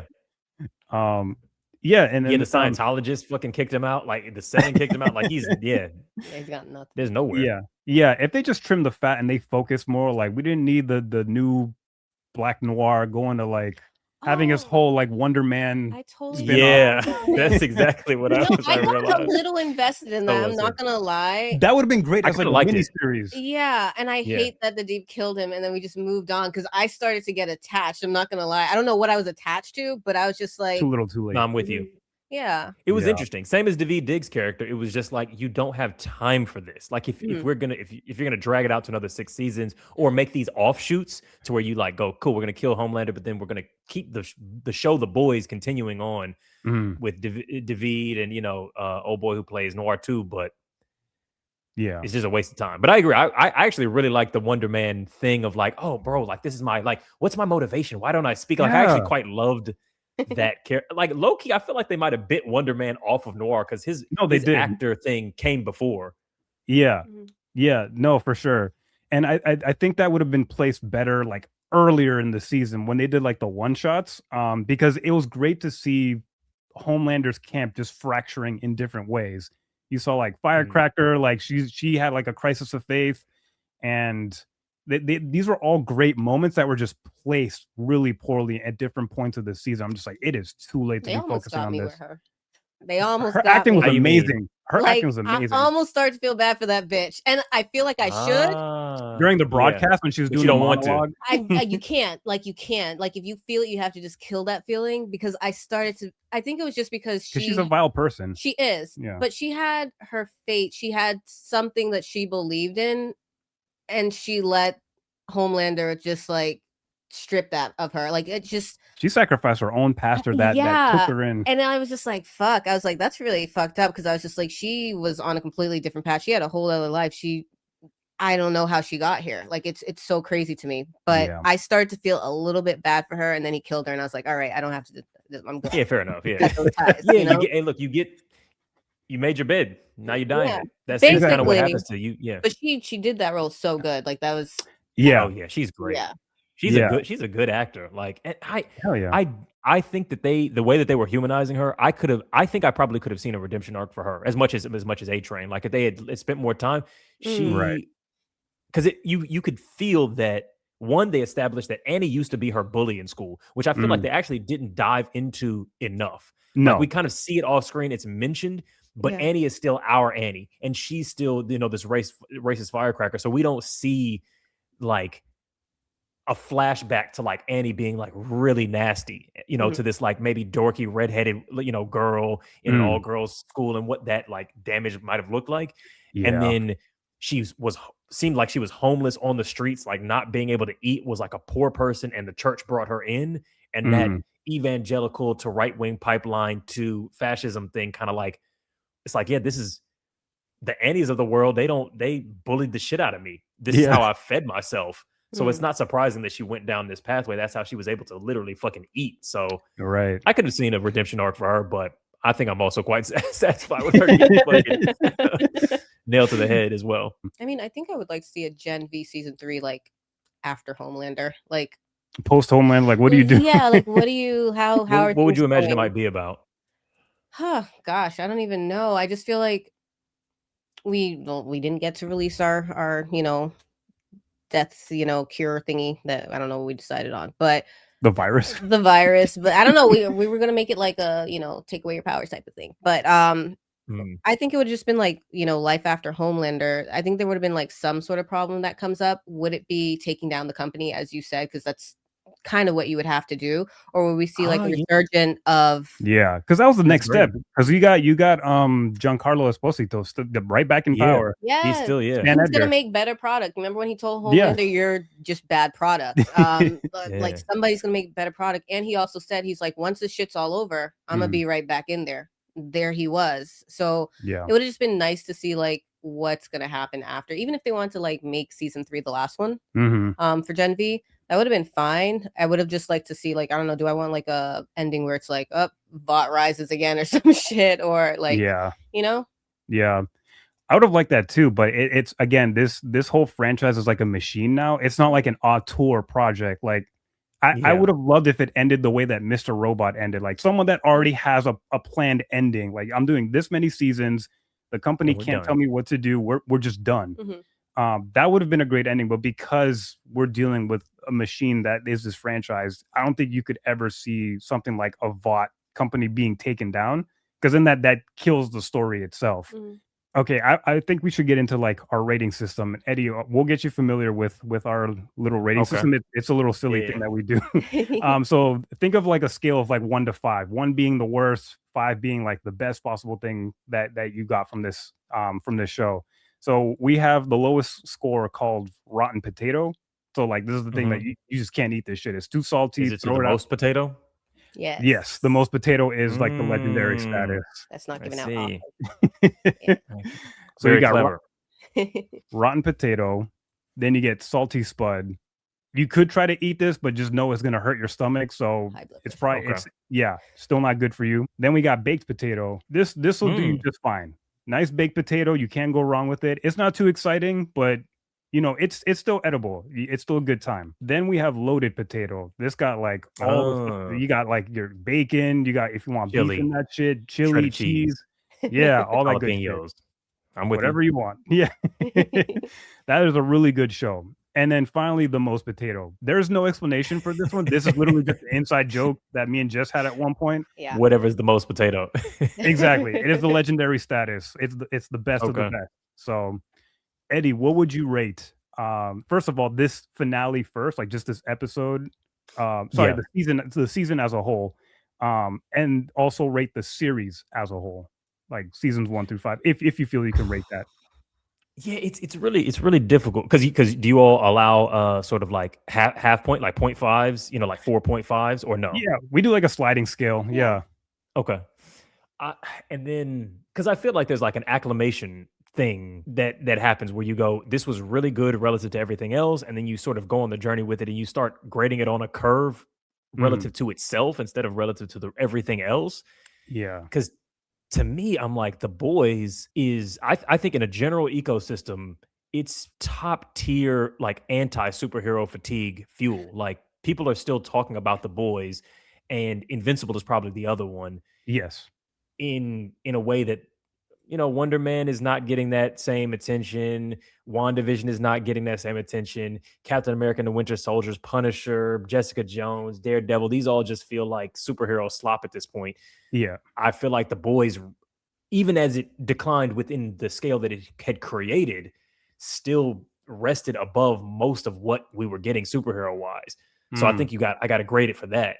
That's fair. That's fair. So finale, I'm gonna say like halfway between a baked potato and a loaded potato. Cool. So you just got some It's butter like, on there. yeah, it's a potato with a little bit of sour cream, maybe some chives, and that's it. You know what I mean? And it's like, yeah, this is really, they did a good job of sticking the landing on something. Yeah. And in a way that was surprising and probably difficult to do. They had a cancellation of one show. They had probably studio pressures, and you know, Chance died in Genv, like all that kind of stuff. Writer strike, yeah, all that stuff. Writer strike is, I forgot about that. Yeah, writer strike. Yeah, so that's what I'd say for the finale. For the series, I think for the reason that I said before, I have to rate it higher. Okay. Because my gut is to say like baked potato. Yeah. But then I'm like forgetting, like, no, like we're still talking about this superhero show 5 seasons in 2026. Like that by itself, you know, legacy wise, if we're talking about this in a decade and we go, what shows mattered superhero wise? I think The Boys is getting a mention way before any of the other stuff that we've even seen in this category. And it's probably a classic TV show relative to all the other TV shows, like even if we're just going outside of superhero shit. So I think I got to say loaded and then a bit. Yeah. I like that. Maybe not the most potato, but like, you know, a good potato. Nice. That was really good reasoning. I could totally see your whole perspective on like how you came to those grades. I like that. You go next. Me go next. You go next. I feel like for this season, I would give it I think I'm in between like a salty and a baked. Okay. I was just really, I don't know, I was really 2.5 out of 5. yeah, Basically. I was just really disappointed, and I loved the last episode. I feel like that's when I woke up and I was just like, all right, we're ready for this. And Yeah. I forget who it was that said, if it was like the writer or whatever, he's like, you guys expect us to just do action every episode for the season? I'm like, no, I don't expect you to do that, but I also don't expect to have this runaround, like where it's just like, I'm bored, nothing's happening, you keep saying this is gonna work, it doesn't work, and we're doing that for every episode. You don't give me Genv. Like, it was just disappointing. And then I was just like, okay, this is what you guys should have been doing. Like, you could have sprinkled some of this in the previous episode. So I guess that's why for me the season's like that low. I was gonna just do a solid baked potato, but I feel like that really bothered me, and the only episode I truly cared about was the last episode. And then for The Boys as a whole, I feel like I would give that a loaded potato. Surprisingly, because I was going to say a baked potato too. But I think I'm going to give that a loaded potato, because I agree with you, Eddie, that we would be talking about this 5, 10, 15 years from now. It's very, like, it's satire. Like, we're living in a time that's like, it's kind of like this. Satirize. And it could be, it could get to this point, like, well, not like superheroes, but you know, it's crazy times. So I feel like that's why I would give it a loaded potato overall. Nice. Yeah. All right. Awesome. Now for the moment of truth. My score matters. Oh, wait, why is yours the moment of truth? No. Right? I'm being a dick. Last and most. Yeah. For the season overall, I really had difficulty with this season. I liked it less than season 4. So I feel like, I forget what we scored it last when we reviewed season 4. Not good. I don't remember, but not good. I feel like this one is lesser, just because too much of it just felt like a lot of time wasted. There were some standout episodes. I love the one-shot episodes, or the one-shot episode. I really like the finale as well, which that's where it matters the most. So I have a hard time rating this one too, but I feel like for the season as a whole, I'm also feeling like more of like a salty spud, maybe going into baked potato, just because I cohesion really matters to me. Like if a lot of stuff just feels disjointed, I feel like I'm really just doing a chore, and I feel like I'm doing homework, trying to rewrite things in my brain. Like I know I'm not like a professional writer, and people can do way better than me. But when I feel like I'm catching stuff that should have not been in the show, I just it tends to take me out. So I feel I lean more towards like a salty spud for the season. Though the finale episode, it really puts it over the hump and pushes it towards like a baked potato, because that's how you land the ending. Like they landed that better than what they did with the plane. That 747 flight did not get to land. Oh my god, there was so much shit that they were just like, they just established so many. This is really important, guys. Pay attention. This is really important. And then we're like, wait, was that thing important? Nah, don't. Why are we? It was they kept Epstein listing it. Like they kept like, exactly. No, the list, elect me, guys. I'm going to release it. Y'all still talking about the Epstein list? Like you said it was important. You said the flight fucking log was important from season 1, and then it just doesn't matter. Like. Yeah, it's AI. That's it. Look, to be fair, AI was invented between season 1 and season 5, so it kind of was like maybe believable. Probably, yeah, for sure. Yeah. So the season overall, very, very just lopsided, but we got to the finish line, so that's what matters. So leaning towards salty spud for this finale. For the series as a whole, I think I land towards like a strong baked potato, towards like a loaded potato, because again, all the reasons that you guys mentioned, I agree with. It's a culturally relevant show. Like I'm surprised at how many people still talk about it, even though so many people seem to hate it at this point. But I think that's what makes for good television and good movies. If it's something that makes you feel something strongly, whether it's positive or negative, that is a whole lot better than just forgetting about a thing. Like, not a lot of people. There's nobody talking about Moon Knight. Like, there's some good stuff in Moon Knight, but it was not a not a hit. It was not a hit. It was potential, but that was about it. And I feel like a lot of shows lately that just feel like potential, or they'll be really good, like Wonder Man, but you know why people aren't talking about it, because it's such a art house shit. Yeah, art house stuff. Watchmen, that was like amazing, but that was like an art house fucking series that 2 people watched. Yeah, that it did not have the pull that the way the Boys and Invincible have. So yeah, for like cultural relevance and for how long we've been invested in this, I would give this like a strong baked potato to loaded potato for the series. There's like a lot of people comparing the finale like of this season to like Game of Thrones, and I don't understand. There's like a disconnect with some people. Oh, that is that bad. Yeah, I'm just like, they stuck the landing here with this. They did not stick the landing very much with Game of Thrones. I don't want to talk about it. So yeah, I think overall this averages to like a loaded potato based on like all our scores. Like the series as a whole is like a strong like. I like the fuck out of a loaded potato. I love hell yeah. Every time I go to Texas Roadhouse, I've stopped eating potatoes. This is actually fucking me up now that I thought, because now I'm y'all have reactivated my desire for potato, because before it was just a metaphor. I was like, oh, it's called the most potato. I don't even know, but now you've explained it that it's directly food related. Yeah, that's kind of. I gotta grab a spud. That's how we do it. Okay, that's your thing. Eat your greens. Eat your greens. Is a potato even a vegetable? I don't know. I'm not the potato expert. Out of the ground. Yeah. Does that count? Yeah. I thought it had to be something with seeds. Vegetables? Oh yeah, true. Oh, that's fruits. Oh no, that's fruits. Is a mushroom a vegetable? I would say yeah. Okay. It doesn't. There's no seeds in a mushroom. There's no seeds in a mushroom. No. Well, no, I know there's no seeds in the Okay. Wait, but I was just. But it is a strawberry. Strawberry is not a vegetable. No, it's a fruit because it's got seeds. You see the seeds on like the skin, right? Or is it on the? Oh yeah, it's got outside seeds. I just say if you have to pull it from a ground, it's a vegetable, right? And if you have to pick it up, somebody Google this. My brain's broke. Oh, you pick it from a tree, it's a fruit. If you pull it out the ground, it's a vegetable. Yeah, but then we have tomatoes, so don't ask me about that. But then you got because you got grapes coming out of bushes. That's not a tree. You have to cut them off, peel them off. No, but you pick it because it's not underground. Yeah, if you're pulling it out of the ground. Okay, so then potato is a vegetable. Sweet potato is vegetable. Yeah, you pull those out. That's a vegetable. Yeah, even though it's sweet. Yeah, because there's vegetables that are like straight sour. Yeah. So we're making a vegetable pie when we make a sweet potato pie.